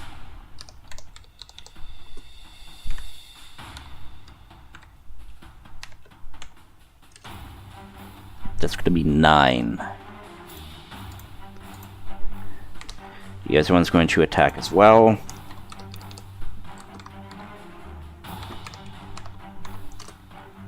Does 17 hit? Yes, 17 does hit.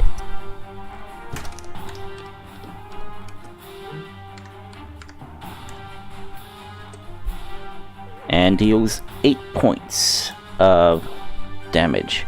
It appears this appears to be a type of magic, so it is shooting what appears to be concentrated lightning at it. And that's their turn. Adrian, your move. Okay, so this is a infected thing? What? Yes. Okay, he'll... Yes, it's an affected thing. Yeah, he'll attack it twice with his Thunder Fang. Okay, make an attack. Natural 20. Jesus God.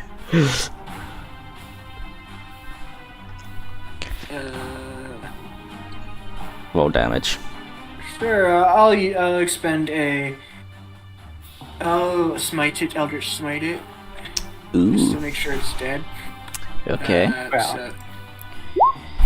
So that's how much damage? 18... 13... So... 31. 31 damage? And then... Plus the smite of smite them. So... Yeah, and plus Eldritch Smite damage, which is... Here, I'll post it. So 1d8, so it's 5d8, so 10d8. Smite is one of the most powerful abilities paladin types get. So it's 10d8? It's inside I crit. thought- Oh yeah, because it's a crit. That makes sense. That's why Paladin's Smite is one of the most powerful abilities, since you can determine whether you want to 75. smite after the Oh, fact. Jesus, 75. Okay. Oh, 75 altogether. And he's knocked prone if he's still alive. No, you fucking kill this thing. Okay, so I just behead it, or I just cut through its crystal wherever it's in. Yeah, so its crystal is actually in its chest, so you kind of like cut down and bisect its bird diagonally. As the Okay, block and then- icon kind of like. Adrian still has another attack, so he'll attack the Hydra. Okay. But he doesn't know it's a Hydra. Yeah, you just see Right, this that's two. what I heard. Yeah, you just see this four-legged, two-headed monstrosity. So make the attack. Natural 20. So wait, you attack. Okay, so you could do 2 more attacks. He can do one more attack, but he's advantage on it since he's heavily obscured. What do you mean heavily obscured? Because he casts Shadow Moil on himself. I'll post the description again. Is this a warlock thing? Yeah, it's a Warlock spell. Okay, and it is not. Wait, it requires concentration. Okay, so Yep, and while heavily obscured, you have advantage to attack others, and okay. things have disadvantage to attack you. Wait. see. Bend the soul. This Bind the is. soul. Is this a It's something different. Okay, so it's not a spell. Okay, because I do know that you can't cast 2 spells unless. Okay, so yeah, so Unless Okay. one is a cantrip. yes, unless one is a It casts cantrip. leveled spells. Yes. Okay, so roll for damage. Okay. 14. 17. So 30. 31. Is that- 31 points of damage total. And then plus my proficiency bonus to damage, which is 3. So 34. So damage 34 total to for the first attack. Yeah. Okay, second attack, which was a nat That's his 20. Oh no, the 2 attacks were the fact that he had advantage. It was just the nat 20. Oh. Wait, Yeah. sorry.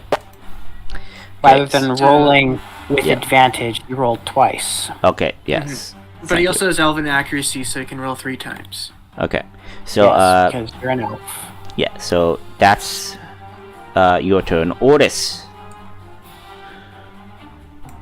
Your move. So this thing attacked me, so horses No, pity. this thing was attacking the other group, and you basically got caught up in this thing. But you did attack the other mutant thing. You were collateral damage in its beam attack against the automatons. Mm-hmm. It didn't attack you, it just attacked. Yes. But I mean, our friend is killing it, and these guys are definitely gonna kill it. Okay, yeah. Or says this is not my battle, so he's gotta back off. No, Let's you go attack for it. the androids or whatever, because they're gonna kill us after. No. Well, actually, going to capture us. I think it just said like identify to you, but I didn't think it shouted because everything was going on. The alarm is blaring, so you guys didn't hear what the android said, or the machine or whatever say to Nail. So you guys are in the dark on that technically. He was standing 5 feet away from me. Technically 10 feet away from me. Do you want to roll to see if you could hear what something was saying 15 feet from you? Yeah, this guys. guy Yeah, red? make a perception to see if you heard what he said. Where they were Me as well? standing. So Sure, you were 15 feet as Adrian well. was standing here. Orders was standing there. So 15 feet. So yeah, both of you make perception checks to see if you heard what was spoken between me and guard captain dude. 19. So Orders, you did hear.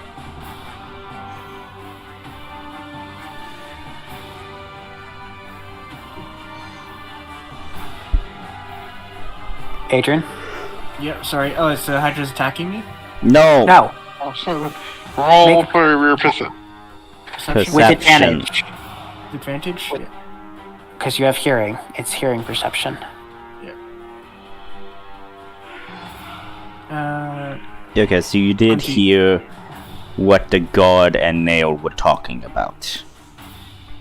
Yeah, so Adrian tells Orders to do that.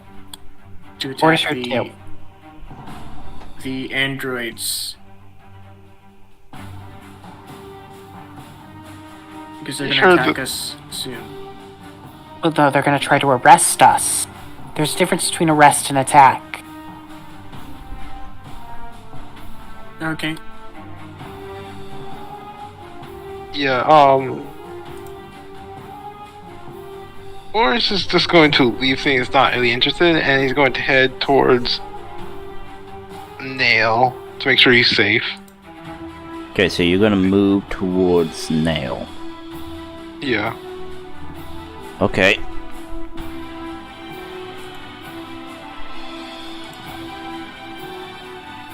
And he'll have us echo out just in case things happen. So he'll manifest to echo right here. Okay. So is that your turn? Yeah. Okay. Next is the Hydra. So it's going to attack. Let's see. Since it already used its beam attack. So yeah, the only thing it can do is this. So it is going to take a attack at you, Adrian. So it's going to do a multi-attack. Okay, And it's the attacking hyd- disadvantage.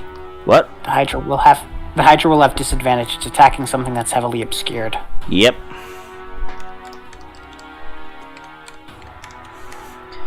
Plus...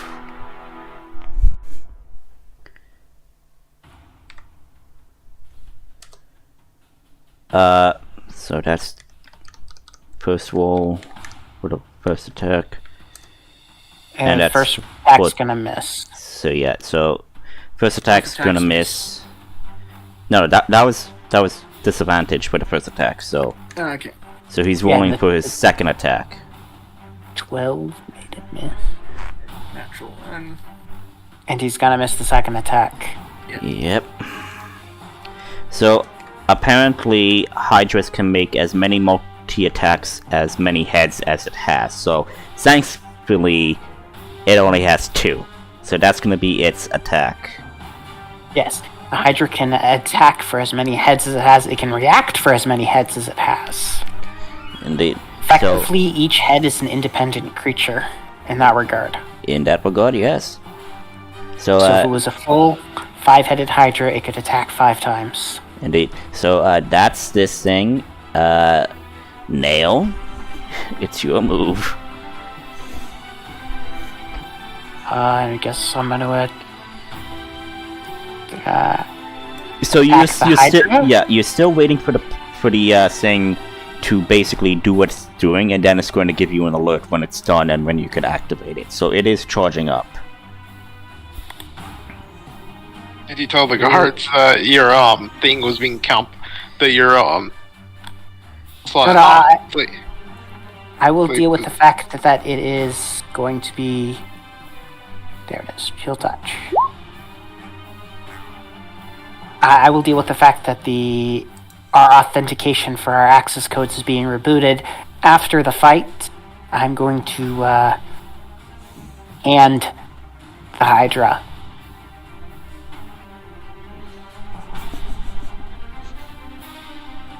I'm using a spectral hand to poke the Hydra in the face. Okay, 23 hits, and it takes 6 necrotic. And it can't regenerate That's this one, right? Yeah. You cast a ghostly spectral hand. It make can't damage regain spell hit points on a until hit, the start of your next turn. And if you hit an undead creature, it also has disadvantage on attack rolls against me until the end of my next turn. Yep. So that's your turn. Yes. Yes, I poke it with a spectral hand in the eye, or just the nose or something. I boop the snoot with an evil ghost hand. Okay. That attack misses.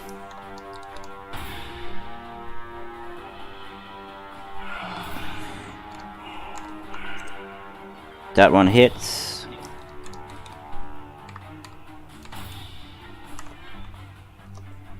Takes 10 damage.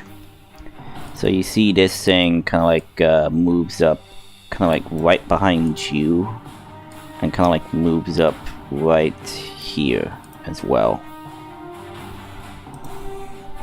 And it is going to take shots as well.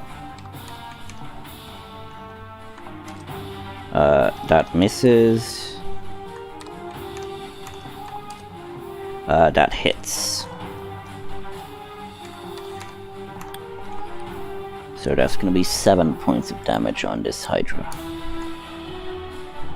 And that's going to be its turn. Their turn. And start of the turn, because I think 1 minute is 7 rounds, yes? 10. 10 rounds. 6 rounds? 10. 10. 10. 1 minute is 60 seconds and a round is 6 seconds, so it's 10 rounds. And it's been 2 rounds. Yes. So still 8 more rounds. So Until it's not the going to happen purge. during combat. Yes. So, Adrian, your move. My turn? Yep. Okay. He will attack the creature again. That's natural 20. Yep. Not sure why I'm rolling a... The laser likes you. Oh, because I rolled a natural 19. Meaning, and because of my bind the soul, I get crits on natural 19s. Wow, I can't believe that it knows that. But I was just saying that.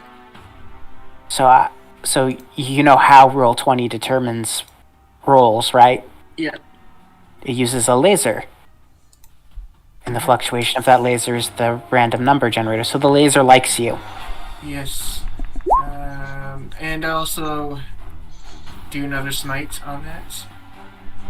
You're gonna smote the Hydra. Yeah. So that's how much damage? 10d8. Or 10d.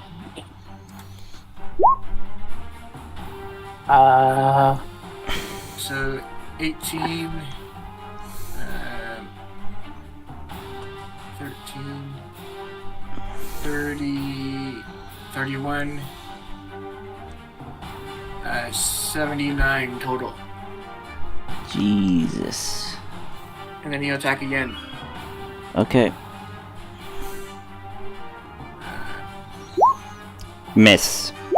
Oh wait. Natural 20 again. 19. 36 total. 36. Okay. So let me just calculate this hit points right now. I hit my funny bone. Crap. Ow. You're right. Yeah. It just hurts. So, yeah, pretty sure, yeah, you killed it. So, you just stab it right through its chest and eviscerate it, and you use your attack with your sword to basically shatter the crystal, and it falls dead. Okay, and then I also gain part of its soul from because I bound it. Yep. So I can either use it to heal myself or do extra damage. Yep, you've got a soul. Congratulations, you have a corrupted soul. Mm-hmm. Yeah, that's my turn.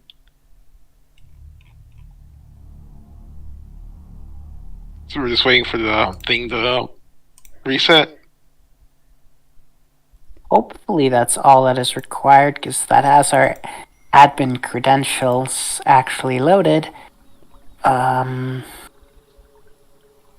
Okay, so it is beginning to take effect, and you hear the caretaker saying, "Access the delete secondary personality.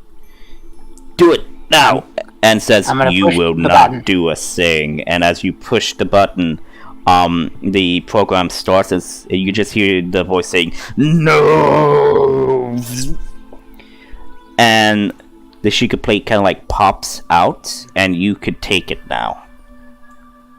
I grab the Sheikah slate. Okay, do you activate it?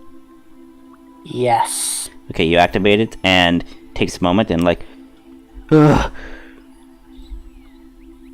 Is there a organic term for feeling like your house was just rearranged, and your house is your brain?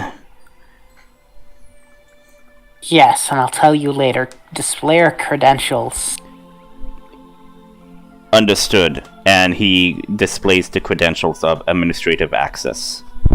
I'm going to show the captain our credentials for administrative access. Okay.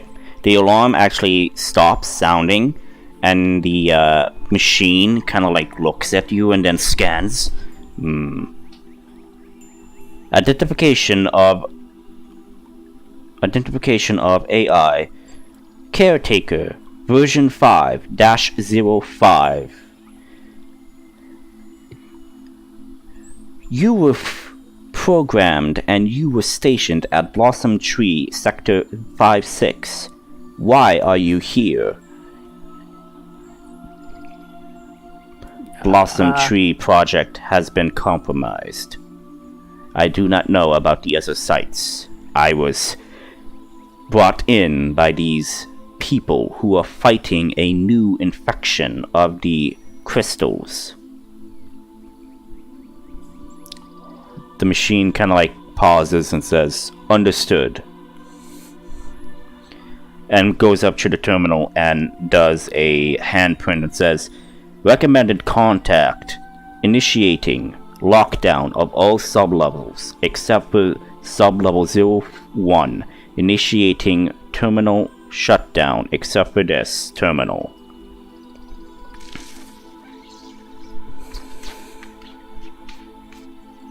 And everything kind of like does a hard reset reboot, and basically you then hear a voice and says it is female and stern and grumpy, and says, "Alright, who are you hooligans, and why are you here?" Are you the machine that just I'm tried to pretty- kill us? No. The other one, that machine sounded really insane. I think this is the one that runs this facility. The one that tried to lock us out of the access terminal? Or the access corridor? Yeah, I am. we didn't do. We apologize.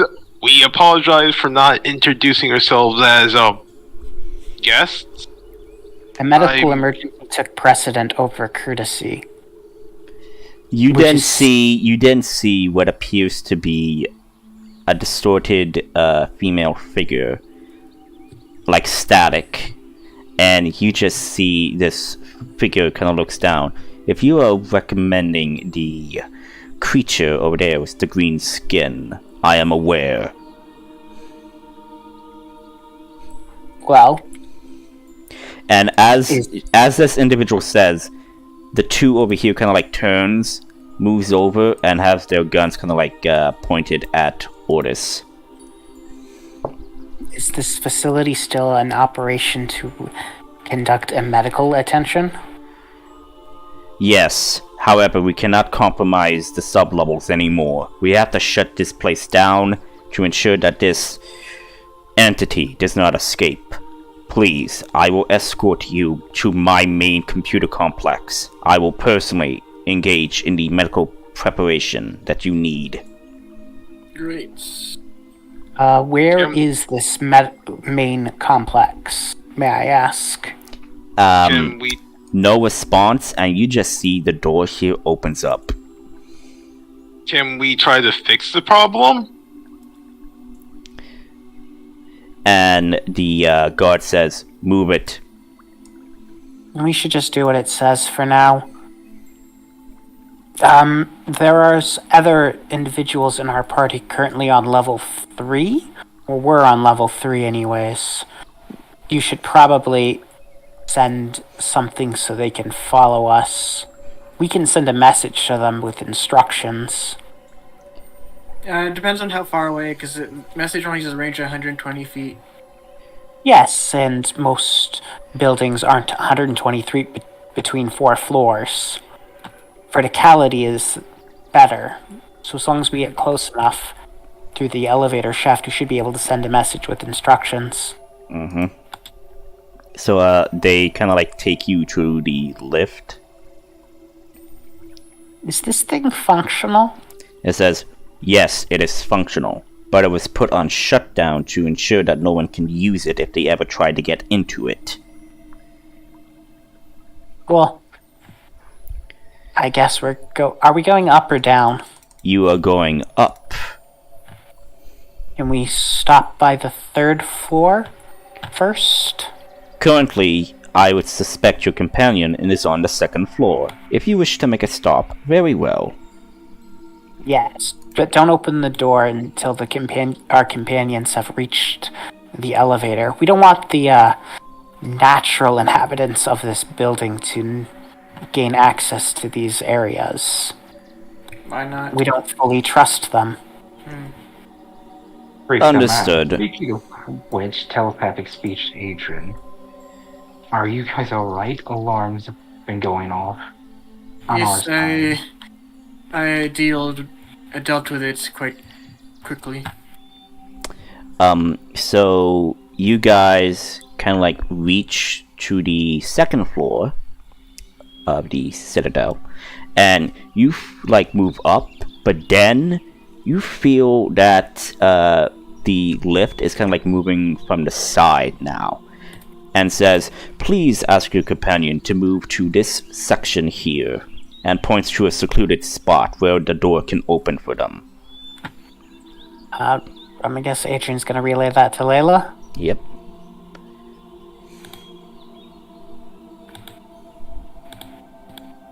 I go there.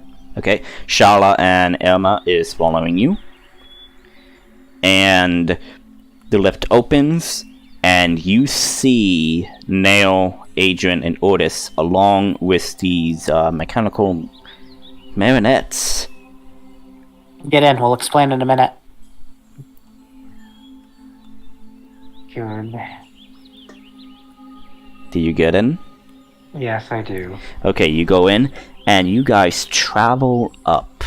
You guys travel up for a very long time until you reach maybe the... As you see, there is an indicator for floors, and you see it going up. You see it's going past the 50th floor.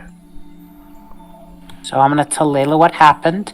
That when we went to sublevel 1 to check out Ortis, a malevolent program released infected to kill us, and that 4 of the 5 sublevels have been completely compromised.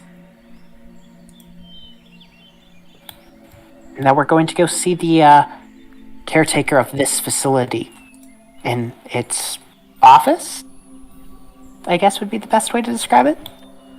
Maybe. Makes sense, it's on the top.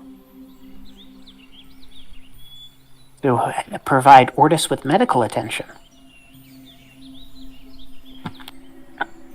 So, how much... You said alarms were blaring? Yeah, So, how panicked is everyone? extremely. Everyone didn't know what it was about. We heard a voice, a mechanical voice of a woman. That would be the Told us there was caretaker of this facility. pretty much telling us to remain calm, leave the lobby, and they were sending security down. I assume these 5 guys are the security. Indeed. So, did you manage to slip away from the assistant? I assume we did. You guys did, yes. Yeah, we'll have to make up some excuse of why we're not around during the emergency. We had to go to the bathroom. We were all stuck in the bathroom. We're all stuck in the bathroom, sure. We drank some bad water before coming to the city. That's what happened. Or we'll just say we all 3 had to go pee. No, that wouldn't explain why we were gone for so long. Got stuck in the bathroom because of the alarm sealed the bathroom. Okay, well, we're past the 50th floor. Yep.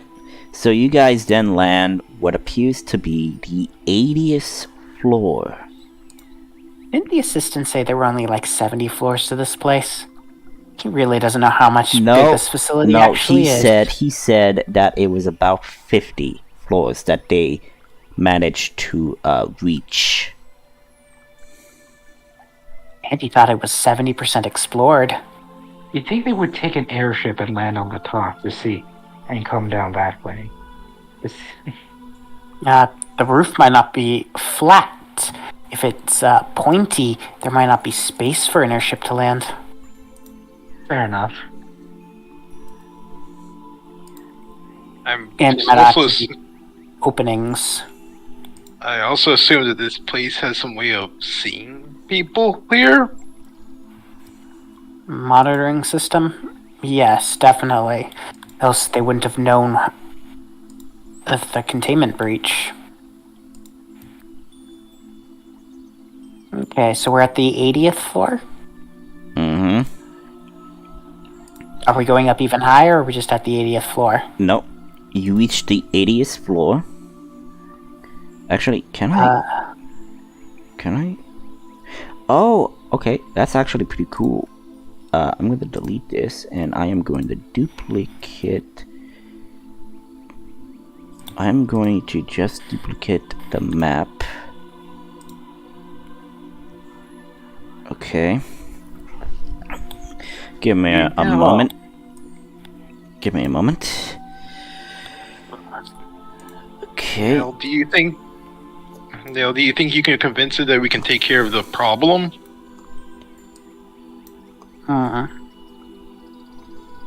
Well, taking care of the problem isn't the hard part.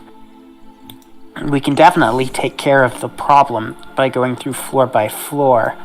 Problem is figuring out whether we can purge the malicious AI fully from the system. Didn't it say something about mother? That's weird. Why would AI say mother? Okay, objects and tokens. I might have an understanding of that, but it's not really all that important at the moment. Okay. Also wanted us to be corrupted by it.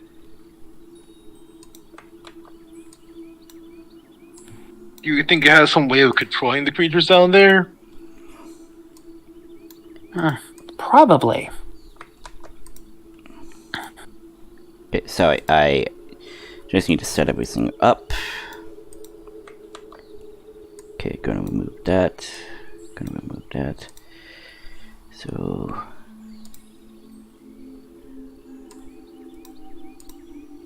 kind of make you guys, you kind of like arrive at the 80th floor. You arrive and you are led into this thing. This guy, along with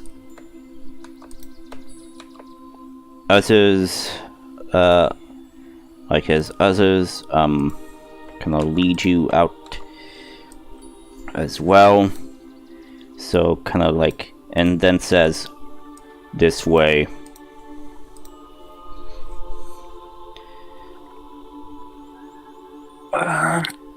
Madam Caretaker, can you hear us?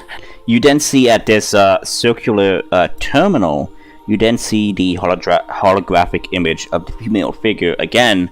Says, "Yes, welcome to my personal lounge conversation room, as I like to call it. For I monitor everything of the Citadel."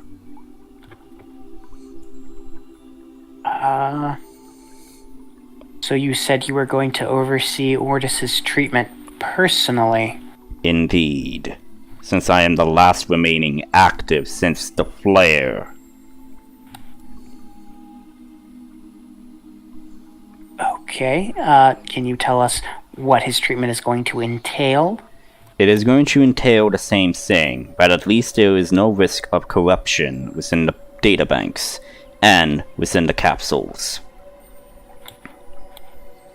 That's good. And where is this capsule? From the floor, you actually do see a capsule kind of like pop up. Okay, and how long should his treatment take? His treatment will take at least maybe... This would take at least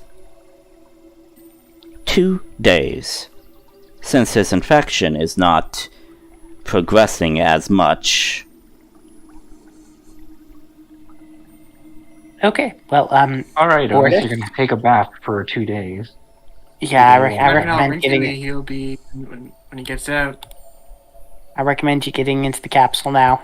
I know you probably have questions, but Maybe they'll have a rubber ducky for you in there. survival is better than not. Yeah, but I'm worried about my other friends. I'm worried about my friend and my sister. Well, if this works with you, we will know that it can work with her, hopefully. We'll ask the system to see how progressed the infection needs to be before it becomes untreatable. Is there a way for to make the whole scanny thing portable? We'll ask that too. Okay. Just taking off his clothes. Okay, you do that.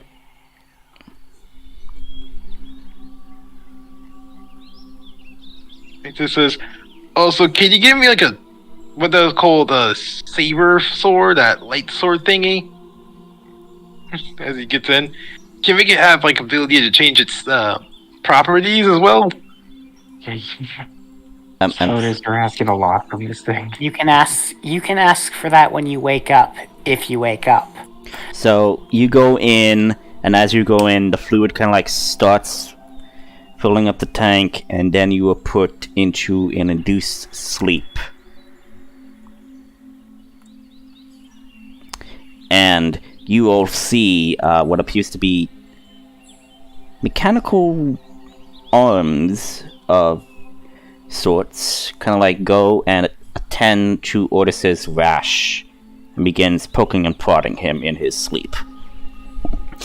And now, the individual, as the AI kind of says, "Now, I can address as you mortals would say, the elephant in the room. Why is this psychotic bitch in the Citadel?" And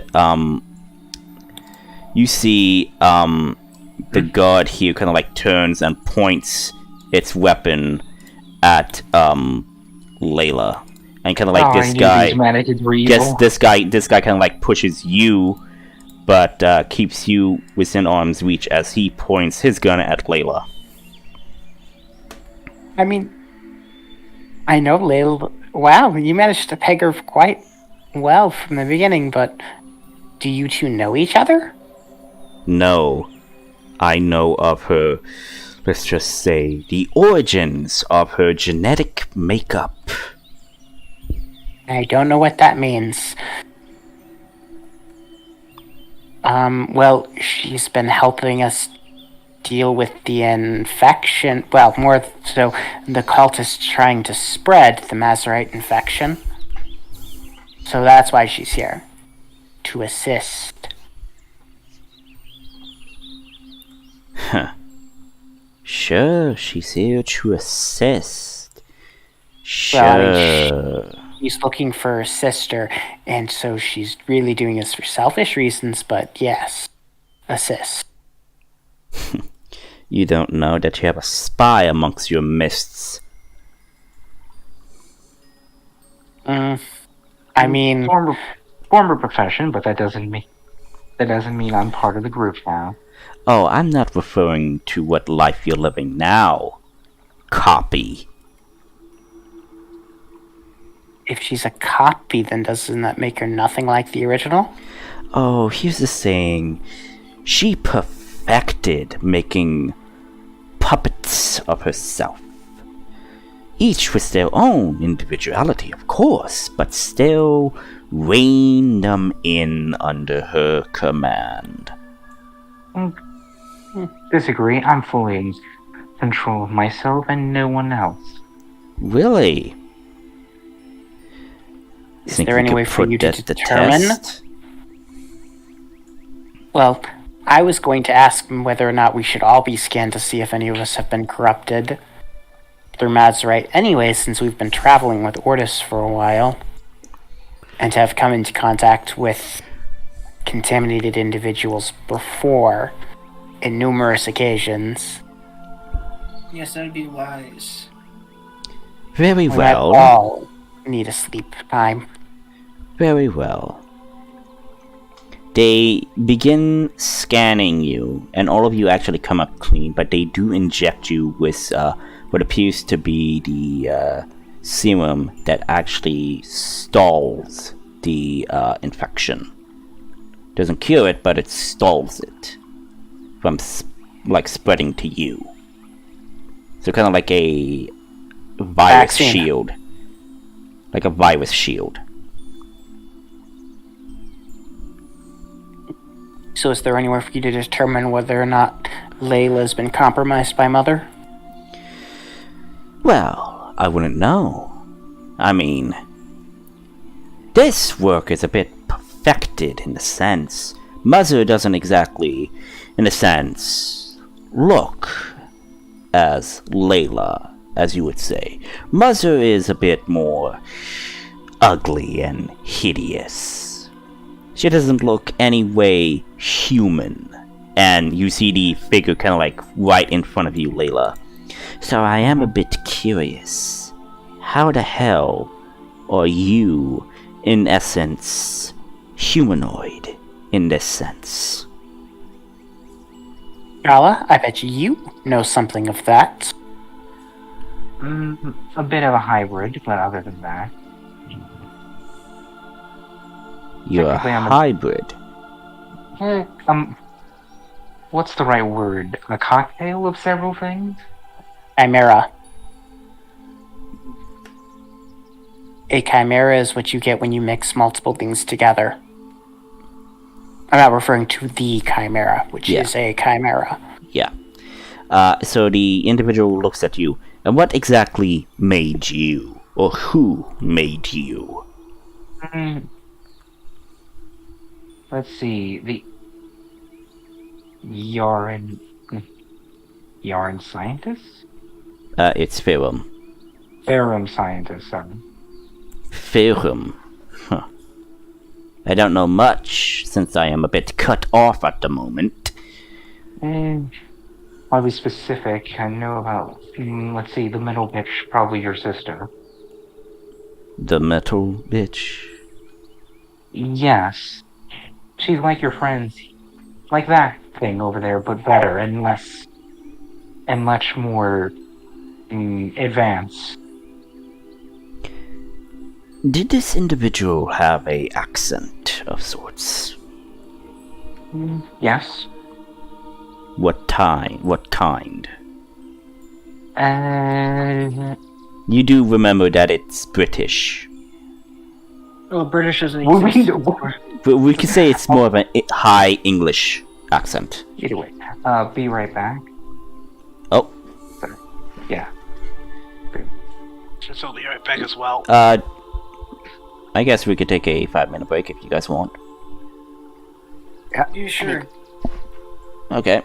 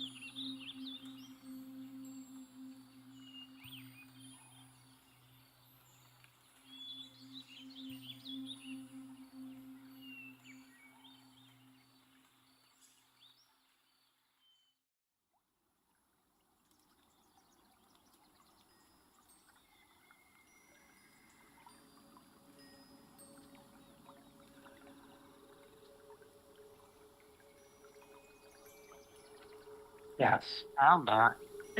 Alright, Yeah, I'm back. okay, everybody's back. Okay. So, Layla, what were you, saying? Maybe it'd be easier if I just show you what she looks like. Minor illusions. An image of her. You then see the figure kind of like step back and... So she survived. Survived?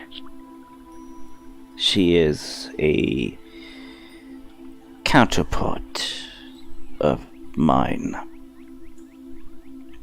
We had several citadels.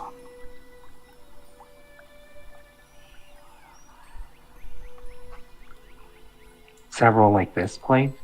Yes, though not exactly similar, but similar in the aspect of the design of what we do here. Explains a lot. This place is a little familiar from the place I was born in. But not as... what's the right word? Can't quite describe what makes the difference, but this place seems nicer. That place was a bit more specified in making weapons. She then looks at you, Layla. So she sought to fight Mother with a copy of Mother, but mixed with other individuals within. That explains why you have the same genetic code as her, but you are genetically altered.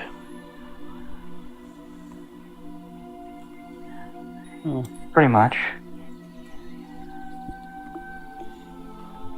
She kind of like puts a hand up, and the guards kind of like lower the guns. Well, they're weapons. You don't know what a gun is, technically. So, Well, yeah. now that that's cleared up. Question.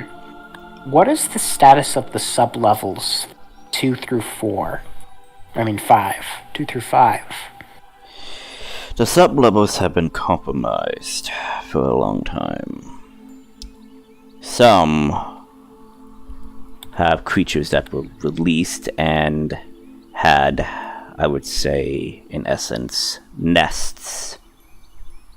I managed to keep them at bay, but your escapades, as you would say, have, in essence, riled them up. How many more of these guards do you have? You kind of see her snaps her fingers, and then you see the walls kind of change, and then you see like lots of them. And says, like I said, the other facility that your friend Layla was from made weapons, but this is the place where some of the weapons were delivered. They were all delivered to all of the offsites. You have enough soldiers to take back the lower levels? Yes, but it has been a very long time, so they might have evolved. I could What do you know activate a system purge to eliminate all organic life down in that level, but I don't know, that AI might circumvent me. I was going to ask you about that as well. Do you have a way of dealing with that AI? I do, and you see that the hand this figure has kind of like manifests a solid object and then hands it to you. It looks like to be a key of sorts. Doesn't look like any other key, but it's like a key shape. And says, if you manage to plug that into the main terminal on sub-level 5, I'll be able to retain control and activate all of the soldiers down in those levels and have them purge all of the remaining infestation, if you would. So, regarding the new occupants of the tower, what do you know about them? I'm assuming you've been keeping tabs on what's been going on. Indeed. You kind of see a holographic chair kind of like pop up, and you kind of see her sit there and says, "They're quite, in a way, fascinating. Funny in their attempts to figure some of the logic of this place, but overall, not bad. I enjoyed having the house guests." Who is currently the most highest ranking person on site? And by on site, I mean person who generally shows up on a day-to-day basis. That would be the person who is basically in charge of the council. Are they here or are they away? They are here, yes. As in, like, in the building here? Yes, in the building. They are having a meeting with the other council members. Do you know their schedule enough to know if they're ever going to be alone? I know some of their habits. I could find opportunities. She kind of like leans in. "Do you wish for me to kidnap them and bring them here so you could have a talk?"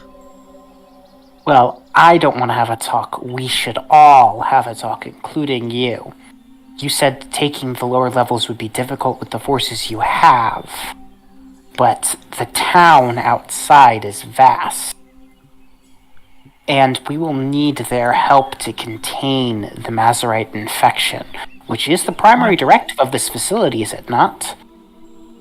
You can't tell, but you think this individual smirked. You can't tell, but says, "True. It was our attempt, but failed. But that doesn't mean we cannot attempt it again. The flare was basically the last-ditch effort of eliminating the corruption. And frankly, I'd rather we don't go through another flare event." You caused the flare. I did not. My creators did. It was meant to wipe all organic life. Including the corrupted. Indeed. Yes, so at your earliest convenience, bringing this individual here would be in all of our interests. Would you not agree? They are currently within the council chambers, probably trying to figure out what the alarms was. I could bring them here. And she kind of gestures to the machine and says, "Send some of your troops to bring them here. Tell them that the caretaker of the citadel wishes to see them." And like they kind of like give a nod and they leave to the lift. Oh, you might want something. I'm gonna hand him the scroll that has the Duchess's seal on it. This will either be very confusing to him or very enlightening.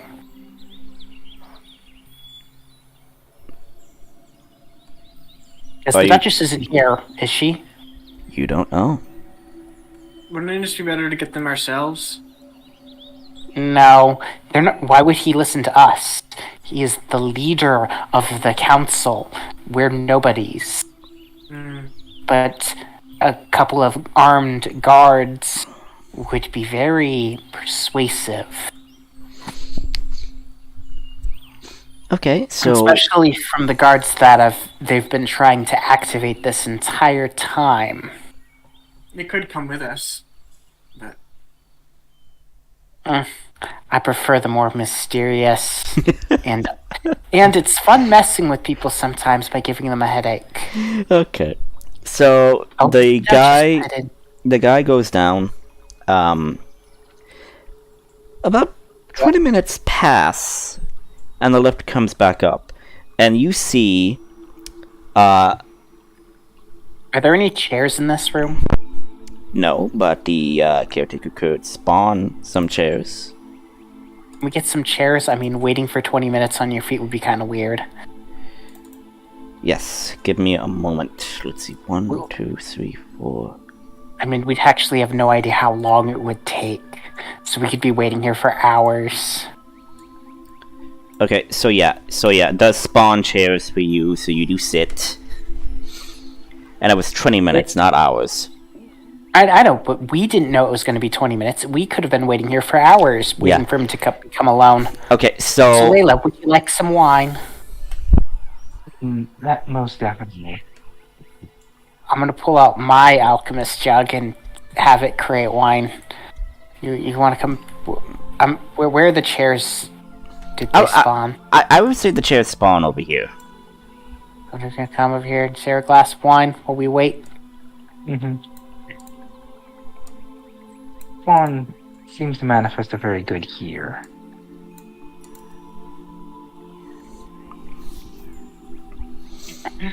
Oh, or is all alone. They're just in the tube with a rubber ducky. Yes, being poked and prodded. So, 20 minutes pass as you guys are enjoying your wine. The lift comes back up with the head machine guard, and then you see about 4 individuals come out. One of them is the Duchess. I see you brought the whole council. Indeed. Well, not the whole council. One of the council members is being, as they would say, as she looks at the council members, a pain in the neck. And they all look at each other and look back at this holographic female figure. As trust me, I enjoyed your yelling and arguing about your problems. I find it fun. Duchess, welcome to the Duchess. Is this the top floor? The Citadel? No. I'm just gonna go with the word 80th. Welcome to the 80th floor of the Citadel. We've been expecting you. The Duchess kind of like quietly stomps over and says, would you mind explaining the situation to me? Because we heard alarms, and then a few seconds later, that thing and a couple of more kind of like popped out the walls. A rogue, so I'm gonna whisper to the Duchess, a rogue construct tried to kill us by releasing Mazarite-infected creatures into the basement. And let me guess, this figure here is the person in charge of the Citadel. Yes. And kind of like turns to the figure and says, may I inquire your name, miss? And the construct says, I have no name. I'm simply called Caretaker. You could come up with a name if you wish, but frankly, I am just Caretaker of the Citadel. Supreme Caretaker? What? Since that would at least distinguish it from the lesser caretakers. What did you say? I didn't hear that. Supreme Caretaker. As you say that, it kind of like looks towards you, and I think I'll keep that name. You may call me the Supreme Caretaker. I mean, that's just a distinguishing from the fact that you're supposed to be in charge of the other caretakers. Of this facility, and the facilities on this island, yes. That reminds me, can you gain access to any of the Blossom Tree facilities? Such as the one that our caretaker is supposed to be a part of? Indeed I can. Snaps the fingers, and you see all of the Blossom Tree facilities on the island. We'll have to get back to that. Very well. And kind of like points a finger to you, Nail, and you feel a vibration in your bag. Ooh, goody. More data to comb through. Now then, members of the council, we are facing a somewhat siege in this citadel. The sub-levels, which are rooms below the main citadel, have been a bit compromised by a rogue construct element. I request the aid of your people in helping in subduing this infestation. If you manage to do this, I will reward you with any of the information that I have on files pertaining to the current circumstance that you are facing with the Mazurite crystals. But that is the only information I will give for now, since our mutual enemy is superior in this endeavor. And if you wish for more information regarding of my creators or my life or anything else within the Citadel, a form of trust is needed first. I am not that blindly trusting, but I am willing to, as you would say, extend the hand. The other council members kind of look at each other. The Duchess kind of like looks at them and like gives them a nod and saying yes. And then you see the leader of the council, kind of like the person that kind of like mediates and prepares the votes and all of that, says, "We will agree to your terms. What do you need?" "I need a substantial force that could help invade the sub-levels one by one and have a team to monitor the other sub-levels alongside with my units to ensure that they're safe, because I'd rather not have a spread of the infection. I will inject all of your volunteers with a serum that will help stall the infection from spreading to them. But again, it stalls it. It does not exactly cure it, but it stalls it for the time being so we can cure you later." There is, in fact, a treatment. If you direct your attention to the orc in the container, they are being treated for Mazurite infection.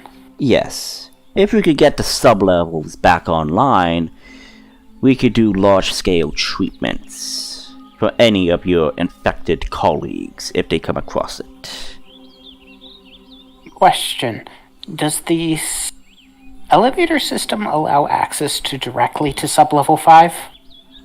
Still? Or will we have to go take the stairs through each individual sub-level? Sadly, I do not know if the construct has reached the elevators or the projection lifts. That is the thing. I'd rather not risk them falling to their unavoidable deaths 5 floors down.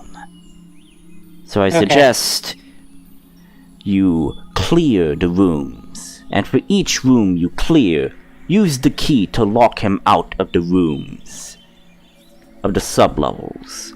With that, I can have control of the lift system and then send troops to you. Okay. Well, there goes the idea of being a distraction and then just slipping through the bottom to lock him out of the core directly. Sadly, it won't be that easy. This thing killed hundreds of my creators. Mercilessly, as I might add. Does it have access to the purge system? It does not. Only I have access to it. Yeah, that's at least one horrible way of dying. Not likely to happen. Yes, but I do not know what type of monstrosities this construct has been experimenting with. You could be dealing with horrors beyond your imagination. Okay. Sounds like the normal day on the job. Yep. So, I would have us, put together a plan for an attack, get organized. That'll take a couple of days. And while the council and the supreme caretaker are taking care of that, we'll go see her house and get things in order there. Hopefully, Yes. orders will be back. True. We also have a few books to return. Huh? I think you borrowed books that we have to return back. Already returned them. Oh, I see. Well, I have a shield to construct. That would probably help me at least. You could ask the people in the workshop to help. Yeah. To build a So shield? how long do you think it'll take to organize this assault?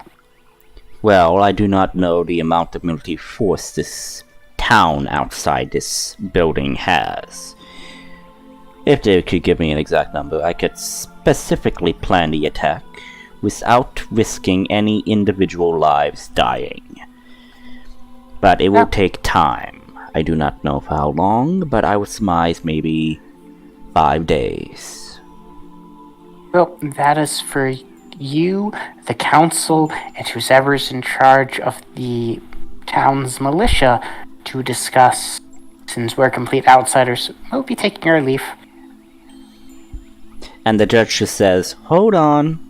Since you are exactly helping, I would surmise that you also have a say within the council.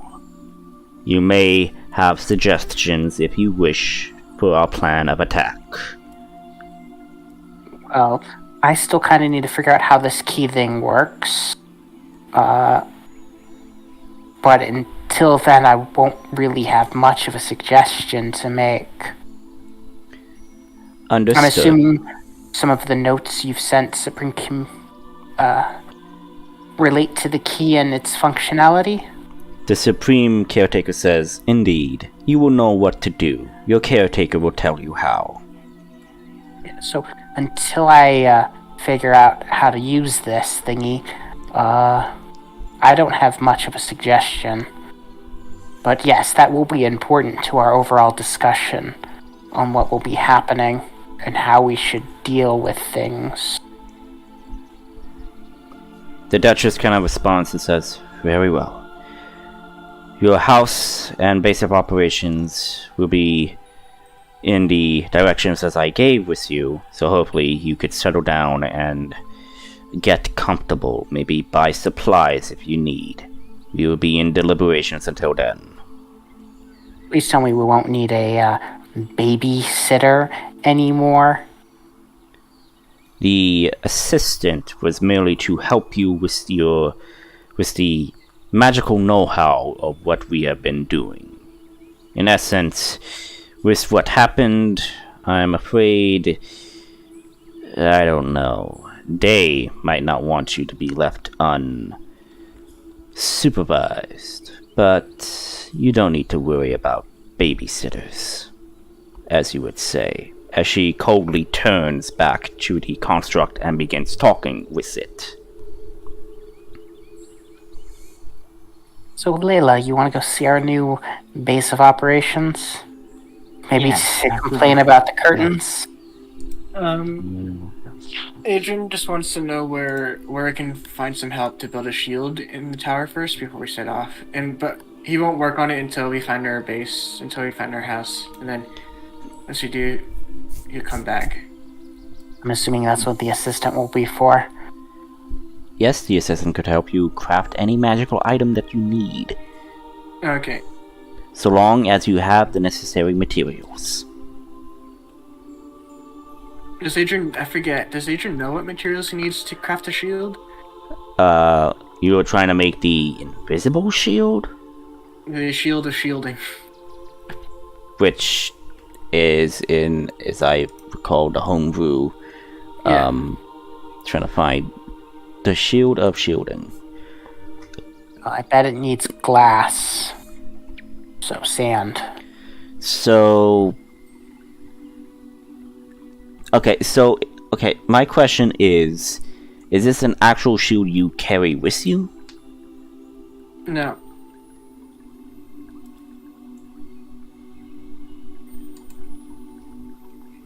Okay.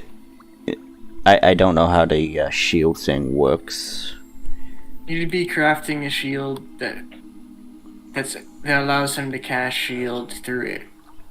Okay, I so thought it was an actual shield, though, as well. Yeah, it is. It's an actual shield that allows him to cast shield. okay, so it's a shield that you actually do get to equip. It's And- like that one weapon. What's that one weapon called?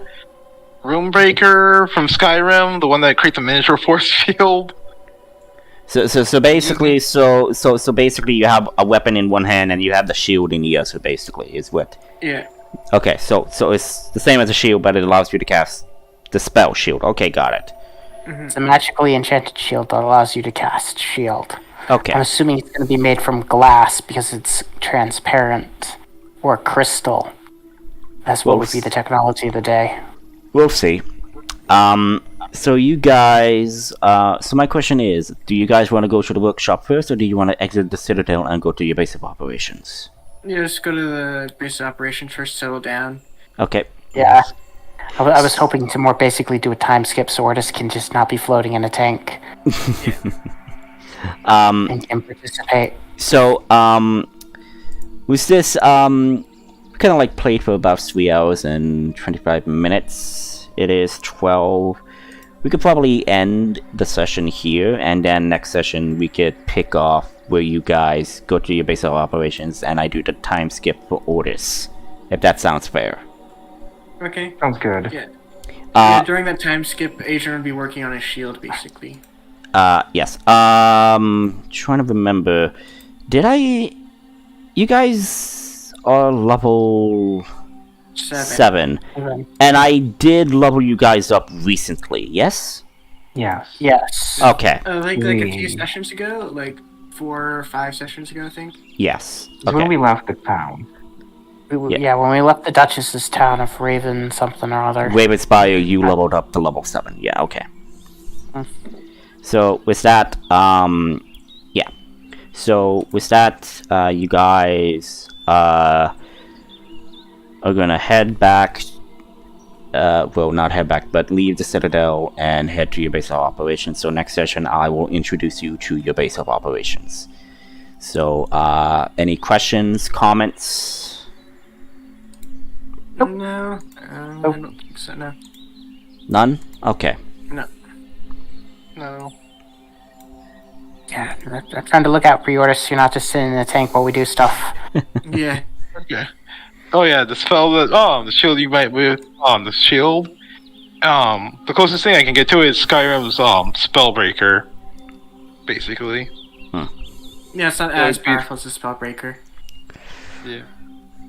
So, I think it can only cast shield twice per long rest. I forget what I wrote down for that.